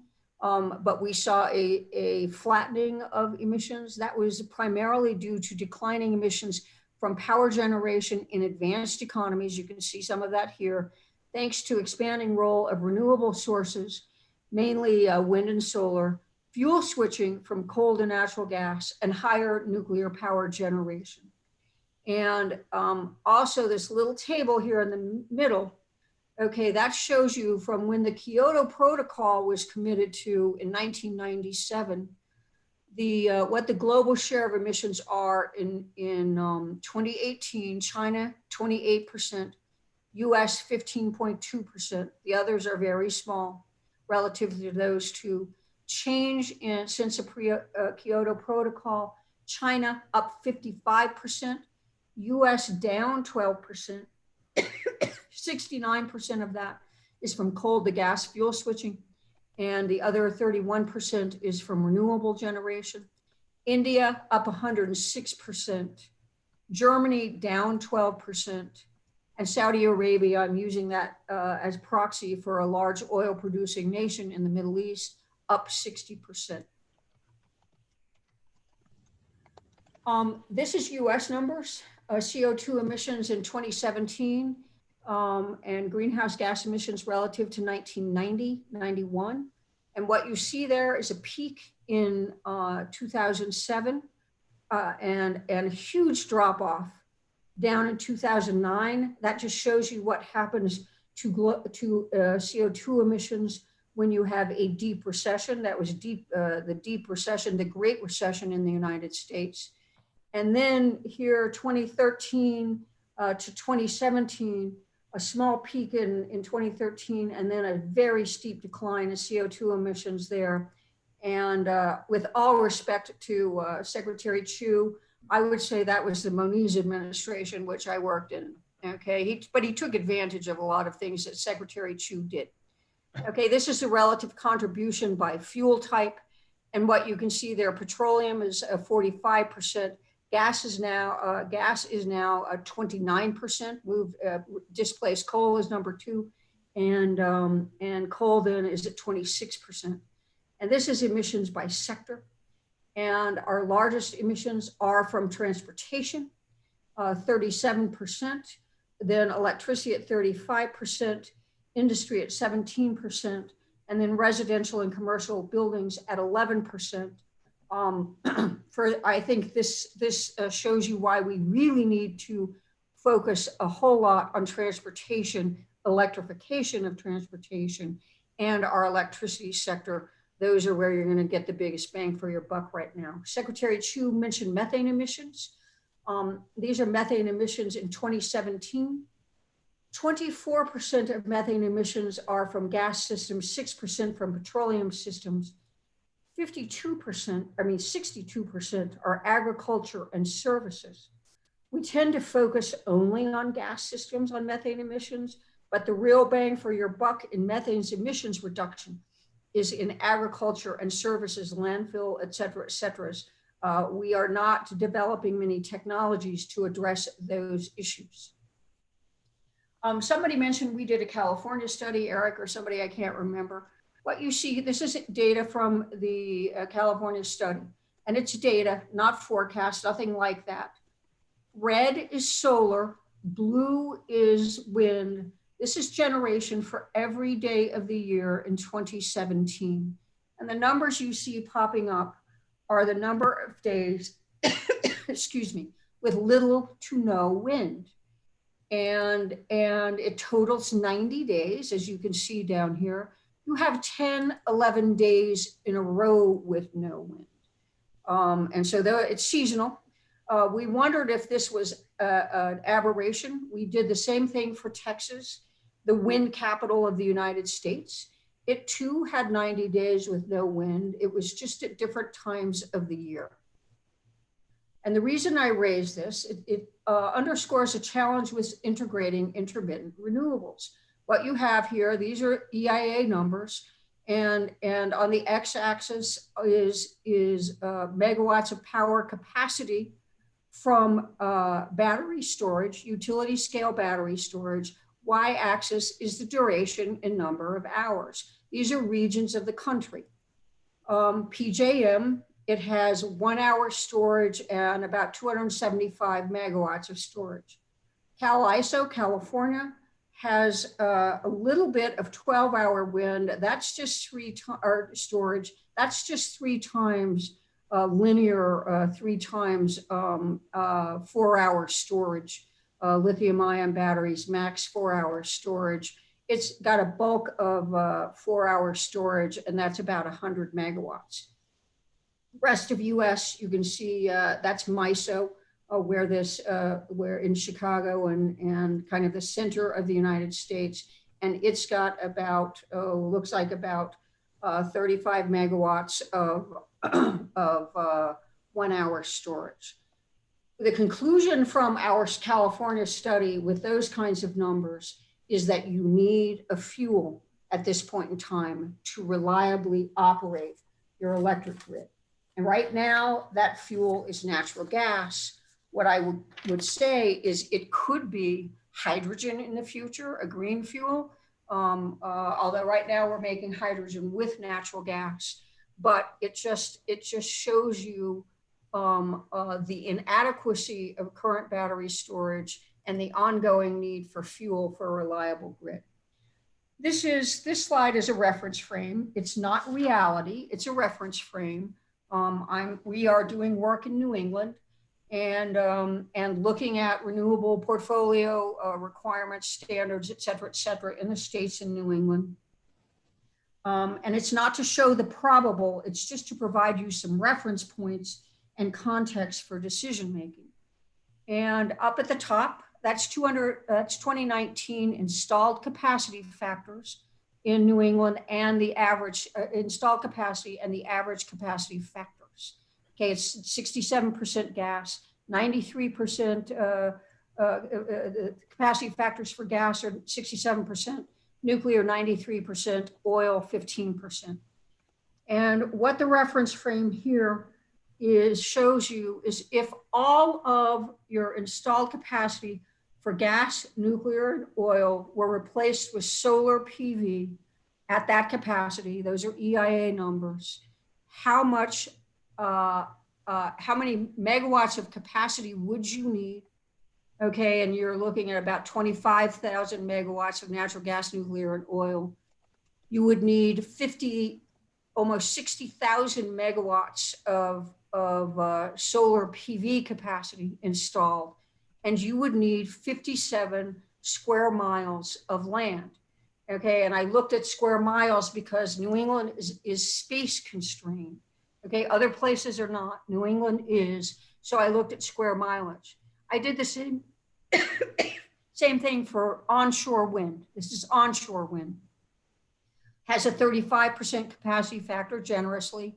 You would need to install 42,000 megawatts of capacity to replace gas, nuclear, and oil, and 194 square miles of land in a space-constrained area. Then I looked at offshore wind. They're very big on offshore wind in that part of the world.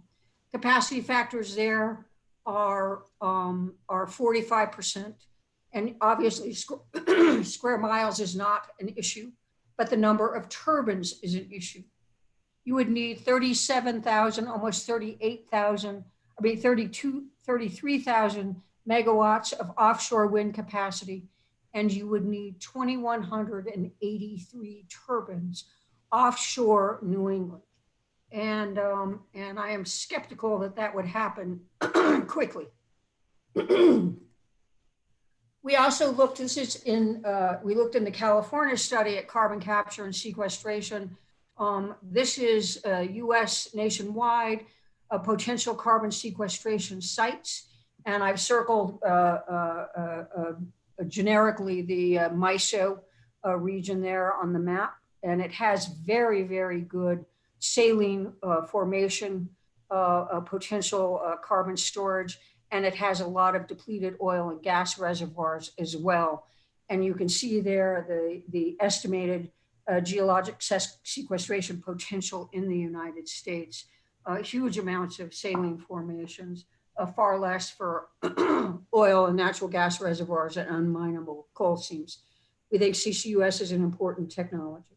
Very quickly going through this, these are subnational players committed to the Paris Accord in the United States, and also a slide on net zero policies. What you see on this map, 22 statewide commitments after Trump announced that they were going to get out of the Paris Agreement, which does not take effect until the day after Election Day in 2020. 22 states said we're going to meet Paris targets anyway.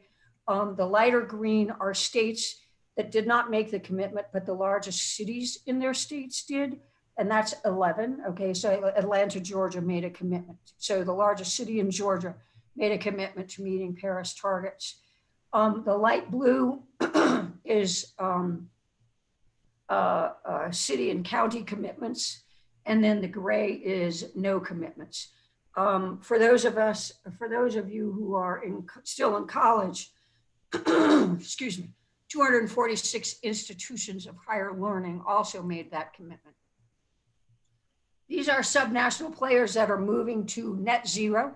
What you can see there are 3 states, that's in the statewide green, Hawaii, California, and New York have made commitments to economy-wide carbon neutrality.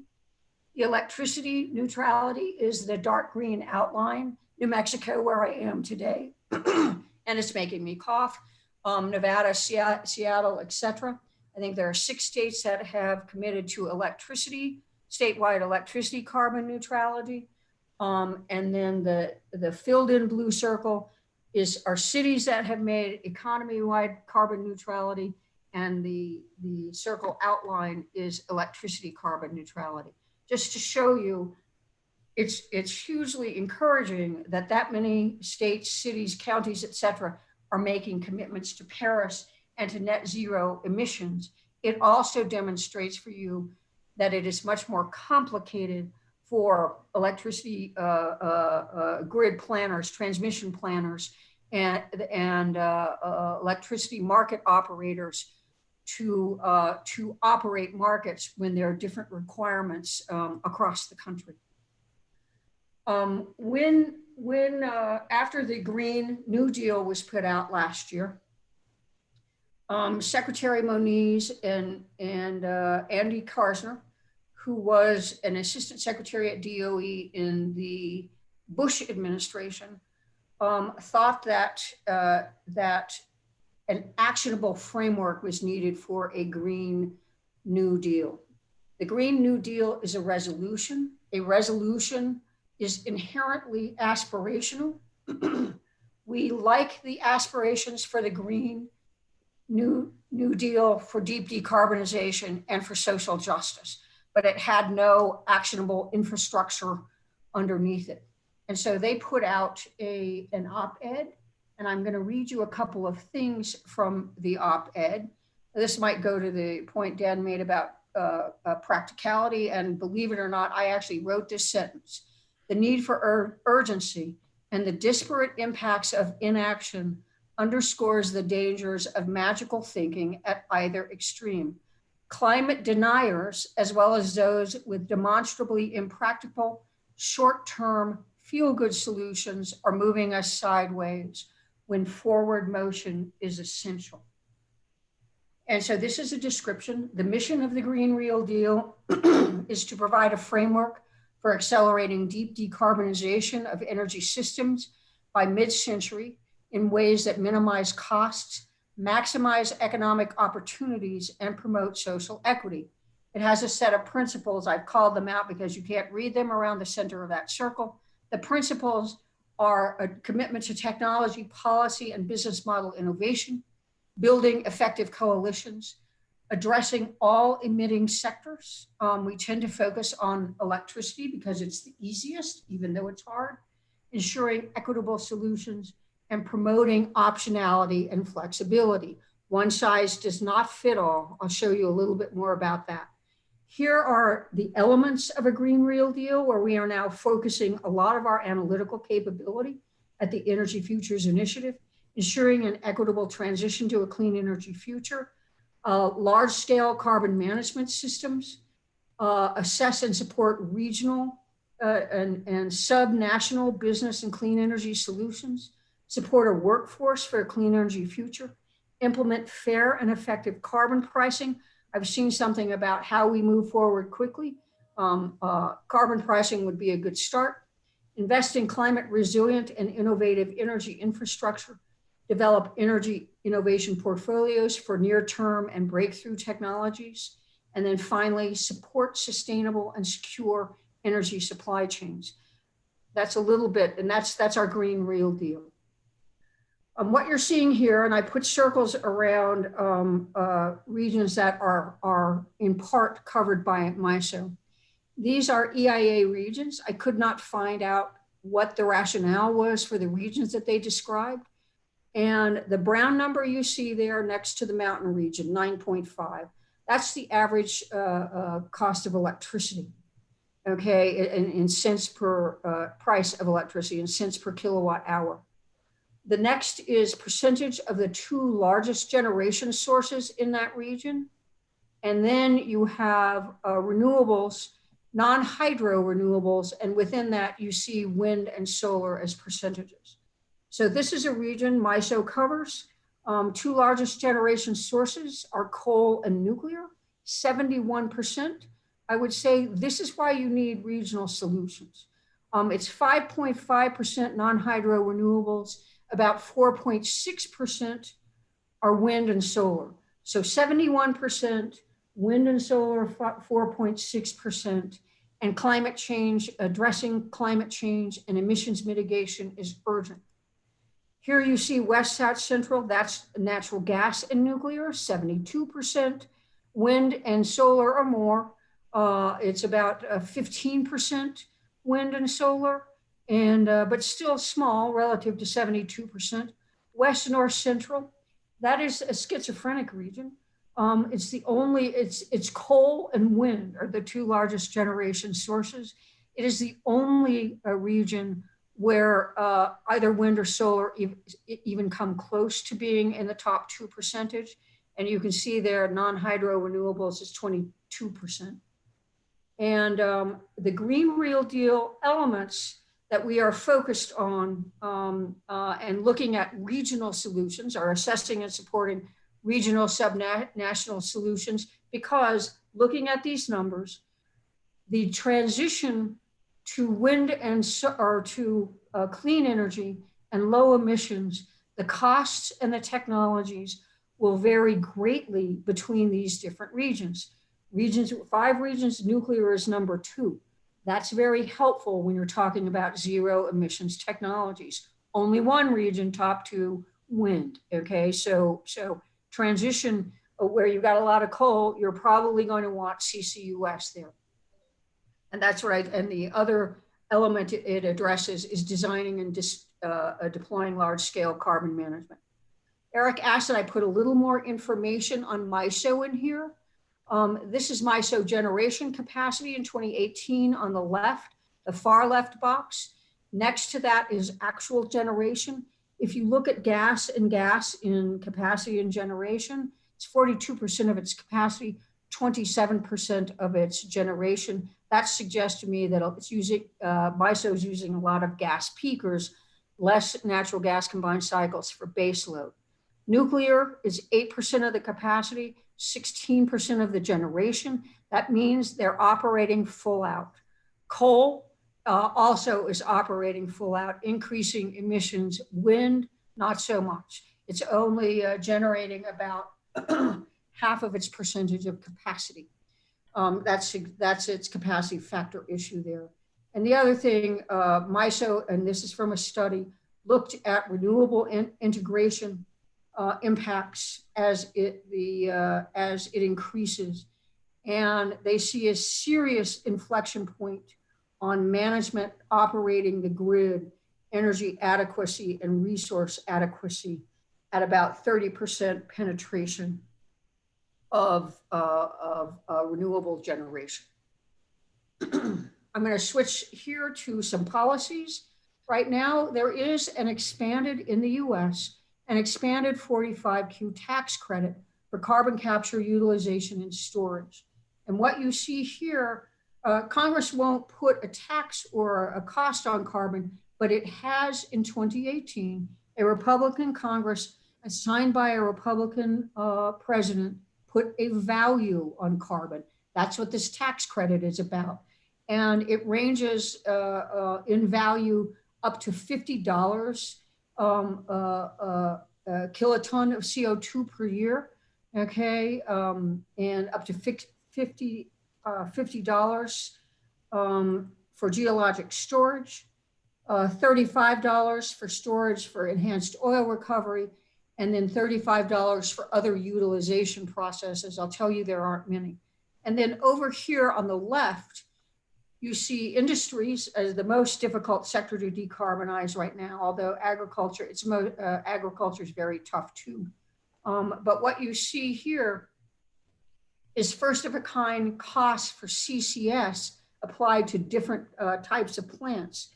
So you've got this tax credit over here, first of a kind cost for CCS for fertilizer plants, $23 to $33, biomass to ethanol, 21 to 27, and natural gas processing, 20 to 27. So you can compare those first of a kind costs and the value of the tax credit, and you will see how important it is. The problem is this law passed in 2018. The Trump administration has yet to issue a rule and provide guidance for the use of the tax credit, and it expires in 2024. You have to have shovel-ready project ready by 2024 in order to take advantage of it. So there is some urgency. Green Real Deal element, design and deploy large-scale carbon management. I mentioned agriculture being difficult to decarbonize. This is from our California study. The only large-scale technology that we saw for reducing emissions from the agricultural sector by 2030 is renewable gas. Okay, you can see over here the graphs on the left.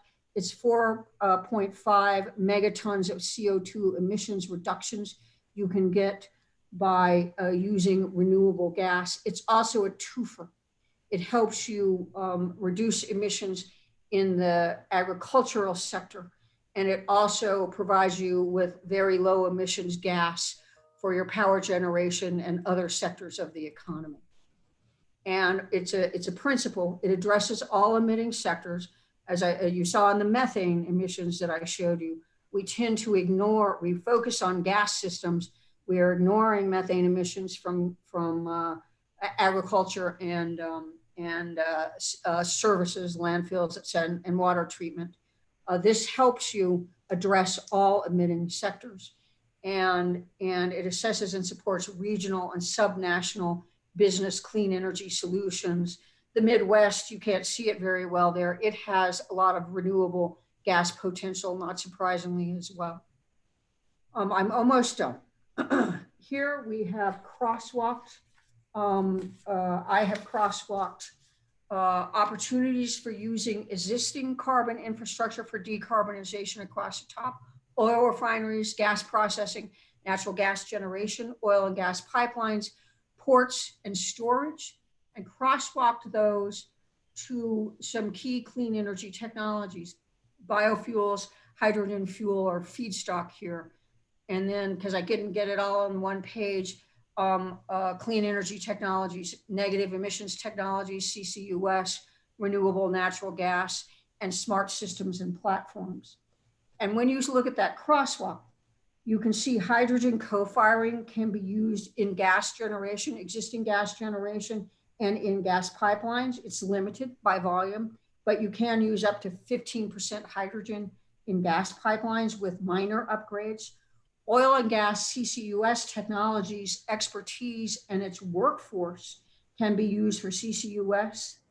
And CCUS and oil and gas production and transport are very similar. Okay, biofuels can be used in existing fuel infrastructure. I already talked about that. Renewable gas processing is similar to natural gas processing. And smart platforms can create smart generation solutions, e.g. managing natural gas and battery hybrids. And the conclusion of this is decarbonization pathways are as much about infrastructure as they are about technology. The transition to a low carbon future could potentially be improved by seeking opportunities to leverage California's existing, this is from California study, physical and intellectual infrastructure, technological expertise, and its skilled and ready workforce. And the elements this addresses: investing in climate resilient and innovative energy infrastructure, supporting the workforce for a clean energy future, and large-scale carbon management systems. This is an example of a hydrogen hub, and we're looking at hydrogen hubs right now. It's a cartoon. What you can see there, you're producing hydrogen from steam methane reformers and from electrolysis, where you have no emissions. But electrolysis is up to 5 times more expensive than hydrogen from steam reformers. You're doing sequestration, you're doing hydrogen storage. You can use that for petroleum refinery, trucks, ships, and generation. Okay, one central steam methane reforming unit in those volumes and an electrolysis unit could supply half of the Port of LA's and Long Beach's drayage fleet. That's 5,000 trucks, forklifts, et cetera, the entire port's electricity requirement, 80% of Southern Cal Gas's petroleum refiner demand, refiner petroleum demand, 10% of its residential gas demand as a blend, and CO2 sequestration equivalent to half of an average coal plant's emissions. This addresses 3 elements: large-scale carbon management, investing in climate resilient energy infrastructure, and supporting the workforce for a clean energy future. And I talked a while back about metals and minerals and how their capital costs and the need to look at lifespans of these technologies. This is the conclusion of the World Bank study that it put out in 2017, again, updated this year. And in bold, all literature examining material and metals implications for supplying clean energy technologies agrees strongly that building these technologies will result in considerably more material intensive demand than would traditional fossil fuel mechanisms. Simply put, a green technology future is materially intensive, and if not properly managed, could belie the efforts and policies of supplying countries to meet their objectives of meeting climate and related sustainable development goals. It starts begging definitions of what sustainability really means. And what I did, my analysis, I gave this presentation at MIT, a more detailed one on this. My conclusions, you saw the World Bank's conclusions, these are mine. And you saw, I mentioned to you some of the locations of these metals and minerals. Increase our diplomatic and investment focus on the Western Hemisphere and Africa. Protect supply chains for minerals and metals needed for wind, solar, and batteries. Those supply chains are global. It raises energy security and security issues in general. Support new domestically environmentally responsible mining activities for key minerals and metals. Okay, and I have maps of inactive mines in the United States. I couldn't tell whether they are inactive because the resource was depleted or because they became uneconomic to mine. I asked the CEO of Rio Tinto. His answer to me is they are Superfund sites. So we need some environmentally responsible management and mining. Nevertheless, we have a whole lot of mines in the US. Support innovation in mining efficiency and in earth abundant materials for wind, solar, and batteries. We need new materials that are widely available. Use renewable energy for electricity needed in mining operation. Promote humane mining conditions around the world. I'm going to show you a picture in a minute. I saw it in somebody else's presentation too. Start metals and minerals recycling programs now. This is the picture I wanted to show you. These are the children who are mining cobalt in Democratic Republic of Congo. That's what I mean about humane mining conditions. Another thing I would say is those metals and minerals for clean energy technologies are being shipped. They are being mined in the least developed countries, often in the least developed countries. They are being shipped in with more emissions to the most developed countries, the advanced economies. The CO2 emissions from this mining operation count against Democratic Republic of Congo, not against the recipient of that product. So that's why border adjustments are very important. We need to look at that seriously. These are the two elements that it addresses: an equitable transition to a clean energy future, as demonstrated by this photo, and supporting sustainable and secure clean energy supply chains. So I've talked a long time. I really appreciate this opportunity to talk to you, very important fellows. You're the future energy leaders. And thanks again to all of you and to Eric and to Dan for this opportunity. Thank you so much. Thank you, Melanie. Hey, George, do we have time for questions? We've got questions from Zoom, YouTube, Twitter. I mean, there's a lot. Right. Maybe I could review them and Melanie can choose which one she wants to answer. George, what do you think, George? The easy ones. Review them and I'll answer the easy ones, okay? Ones are the best ones. That's right. Unfortunately, no easy ones. That may be an outcome. But I would totally agree, Eric and Melanie. Thank you so much. That was exhaustive and encyclopedic almost. But what a background and what a fertile ground for critical thinking. And I can see you've already done a great deal of it. Yeah, let's have a few questions. And we're already a little bit over. Shall we take another 10 minutes at most? Let's say tentatively. Let's see how we go. Sure. But and yeah, by the way, Melanie, I may be following up lots of notes of questions. So here we go. All right. So where did you go? There you are. All right. So first of all, the slides where people were responding, visceral response, just so you know, the coal capacity under construction got a lot of reaction. It looks like your last slide about mining in the Democratic Republic of Congo got a lot of reaction, not as much time, but boy, that surged. And then also your message, I think you'll appreciate, the fellows appreciate this, that the sustainable development scenarios, it's complicated. I think if you're gonna have one message, that's what they're getting. So I thought you should know that's what they're hearing. The questions, I'm gonna read just a few of them. Paul from Fenton, Michigan, saw your slide about renewable development and the constraints and land and such. And yet he wants to know, are we taking full advantage of the existing renewables? So that's question one. Of which Though we have renewables? constraints. What's that?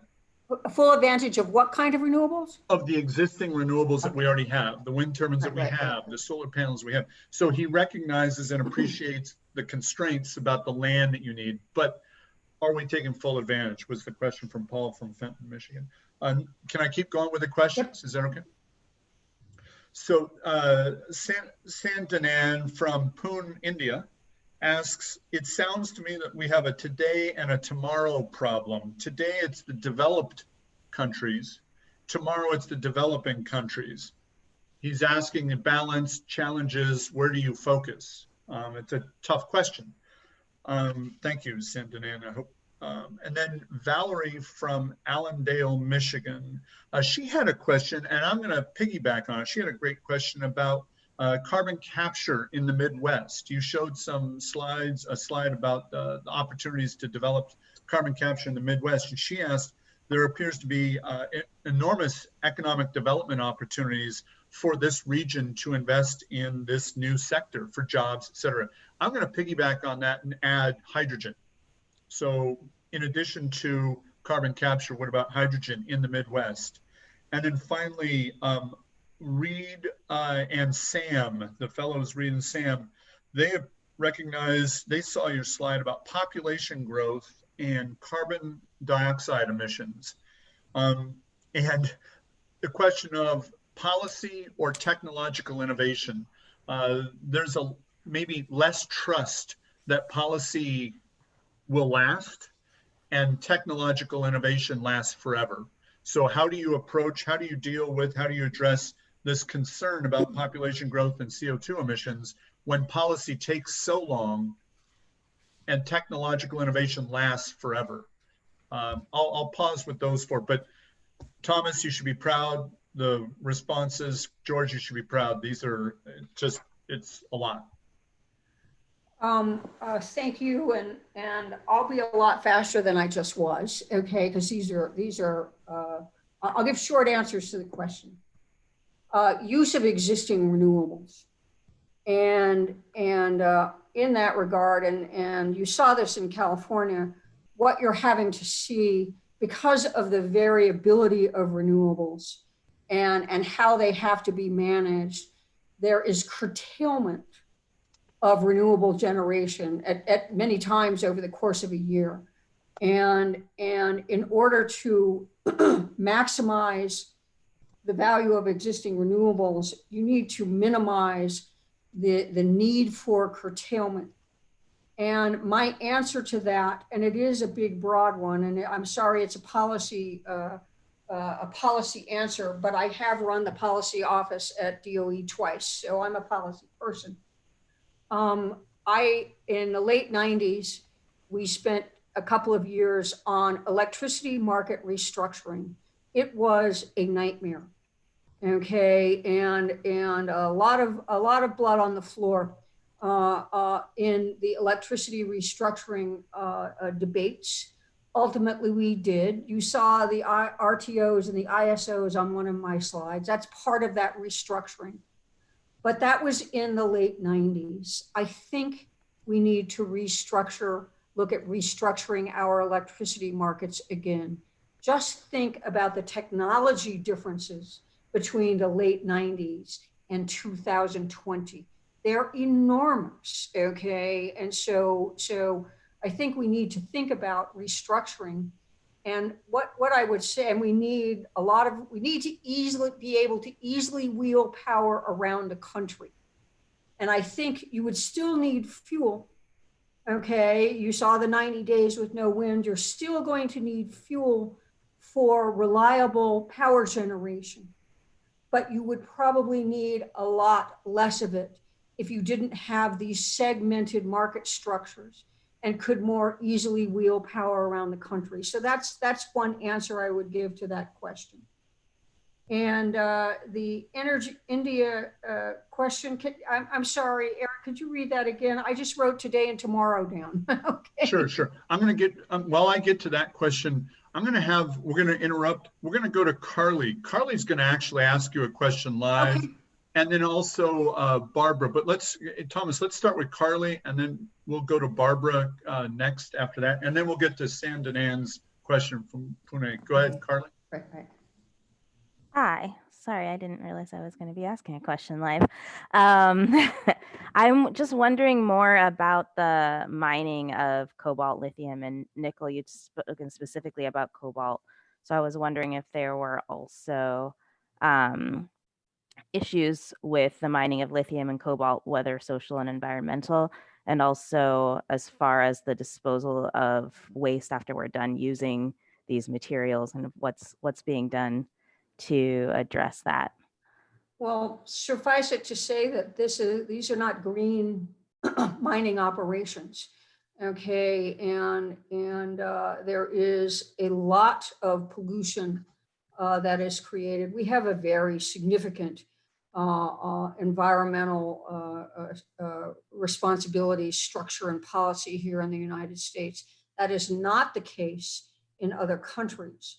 And there have been very, very serious accidents in China, for example, from mining accidents where rivers have been polluted, people have died, and not just China, in a lot of different places. Australia has articulated or is articulating a policy for green and net zero mining emissions operations. I haven't looked at that in detail. I just came across it as I was preparing for this talk. I would like to look at that more, and I can guarantee you, Carly, I will make a slide on it when I digest what is involved. But it's not only the labor of 5-year-olds, but these are not all being done in environmentally sensitive in an environmentally sensitive manner, and I think we have to be aware of that as well. And again, all the CO2 emissions that are associated with mining that cobalt accrue to Congo, not to whoever's using the cobalt as an end-use product. And so I think we need to be mindful of that as well. Another thing I would say on that is I showed that slide. I'm a fellow at the Atlantic Council, a senior fellow at the Atlantic Council, and gave this presentation. There were people in the audience who said, wait a minute, that 5-year-old is earning money. And money is very important, okay? That kind of income is very important. And so I don't want to be a US-centric person looking at all of that, all of those issues. What I am focused on are emissions and clean energy technologies. And it raises a lot of issues about about the sustainability of clean energy. And I mean, another issue is copper. Copper is largely in New Mexico. They've closed the mines here. I'm in New Mexico, but in South America. But we use huge amounts of copper in electric vehicles and in wind turbines. They get struck by lightning all the time. Copper grounds them. And so that's another, it's not just lithium, cobalt and nickel. Copper is another huge issue. And we have a lot of it in the US. So at any rate, that's a long rambling answer. Another question? Hey, Thomas, you want to go to Barbara next? Barbara? Yes. So you were mentioning before about the supply chain problem, and I wanted to know how technologies such as solar PV will overcome the challenge in case of high demand and rapid demand, like a lot of demand of solar PV and you don't have enough materials to sell your technology. What are the perspectives related to that? Well, I would say that supply chains are not inherently bad. We have enormous supply chains for oil around the world. We are developing a global gas market. US has entered into the LNG export market in a big way. And so there are examples, other examples of supply chains. There have been problems with them. you all may or may not remember, I was at DOE at the time. In 2014, Russia cut off natural gas transiting through Ukraine, and that gas was destined in large part for Europe. So there are supply chain issues that do arise, and we have seen them before. We've seen embargoes, et cetera, et cetera.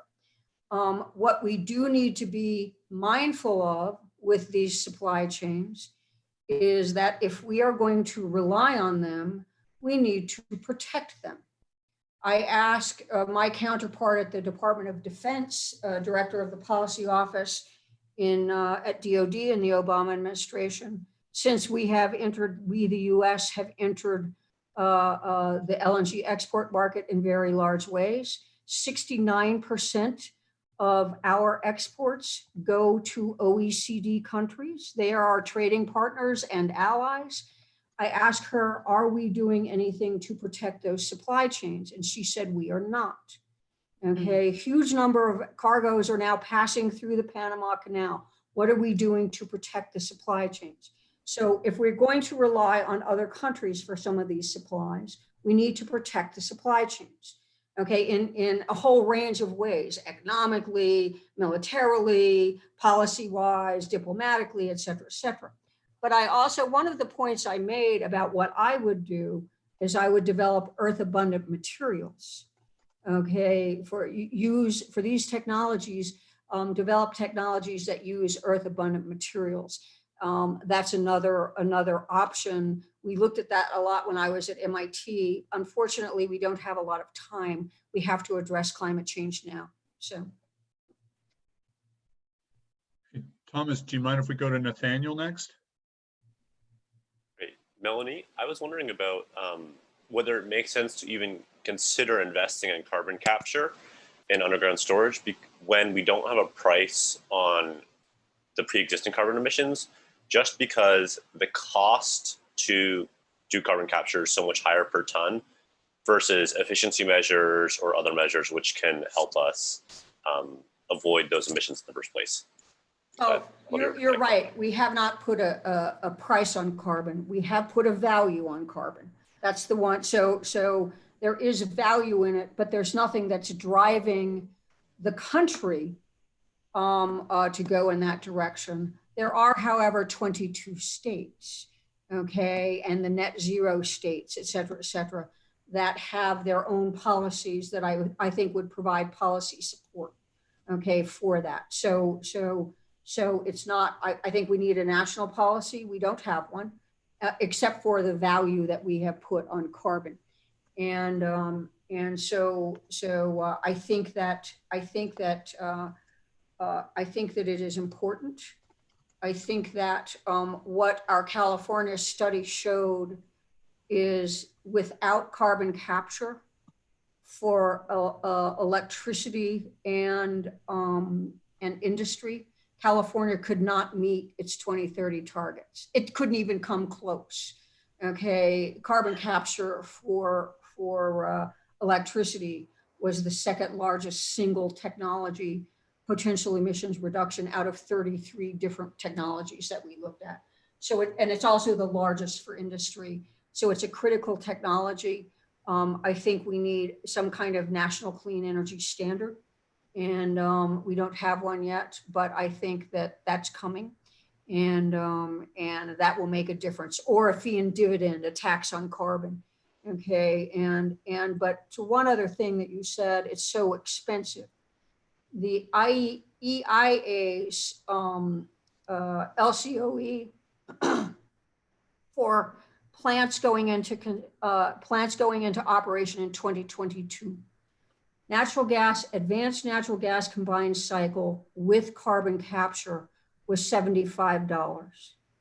Nuclear is nuclear is $93. So 75, 93, that's with carbon capture and storage, the NGCC number. And wind and solar, Lazard did an analysis. You read these, oh, solar is really inexpensive. It is, it doesn't include the cost of storage. and solar PV with storage is like $120, 120 to 140. So that's part of the magical thinking that I refer to in the Green Real Deal op-ed I read for you. And it's very, I think, harmful to say, oh, we should be doing wind and solar because it's a lot cheaper. It's not with storage, and it has to have storage. So, Eric, Melanie? can I follow up with a question? Melanie, you were talking about carbon capture right, and the need for it in the short term because you can't get to 2050 goals without it. right. But how about the long term? Are you thinking that's a transitional technology and ultimately we should not be producing the carbon dioxide at all? Or shall we continue to collect it and bury it, forever? I think that that it is a technology need that will have a very long tail. Okay, and that when you look at the numbers that I showed you for India and China, for example, those plants, the 265,000 megawatts of coal generation, are going to be in existence for the next 40 years. And so developing retrofittable carbon capture technologies, to me, that looks like a huge market opportunity. Okay, but I would note the UK is the first European country to adopt net zero emissions policy. I read its plan and report that they put out in conjunction with that policy. It says carbon capture and sequestration is not only needed, it is essential. Okay, and that's from a country that just committed to net zero emissions. And so they see the value of it. Norway, they've been doing a carbon capture and sequestration in Norway since 2008. It's very viable there. I think to answer your question, it might very well become obsolete. All technologies tend to become obsolete, okay? I was watching a video of some young kids using a rotary phone the other day, and that was very funny, okay? But all technologies become obsolete. I think this is gonna have a very long tail because of the investment required, the huge capital investments in power generation technologies. People are not gonna let those assets be stranded. And in order to not strand those assets, those worker assets as well, and address climate change, you're going to need this for a long time. So. Great, thank you. Melanie, you know what? I'm going to ask all the fellows, tell them that they can thank you by buying you a beer when they're out in DC. Yeah. So. Stella. Beers. Drink Stella. George and I and Katie and Thomas will be there with our Stellas Okay, too. great. So. Thank you, Melanie. I hope you don't mind if we follow up with you. There's more questions. We've got more, but we'll follow up. Is that okay? Can I? It was raised by one of the questions that was asked that before we went to the live questions, and I just want to say something about Africa. And we did a study for Africa, and for an organization that they invest in infrastructure in Africa. 25 countries at the time, they've now expanded to 27. The rural electrification rates in several of those countries that are members of Africa 50 are 7% and under. One country, it is rural electrification is 1%. Okay, urban electrification is quite low. As I mentioned, the 10 cities of 10 million or more.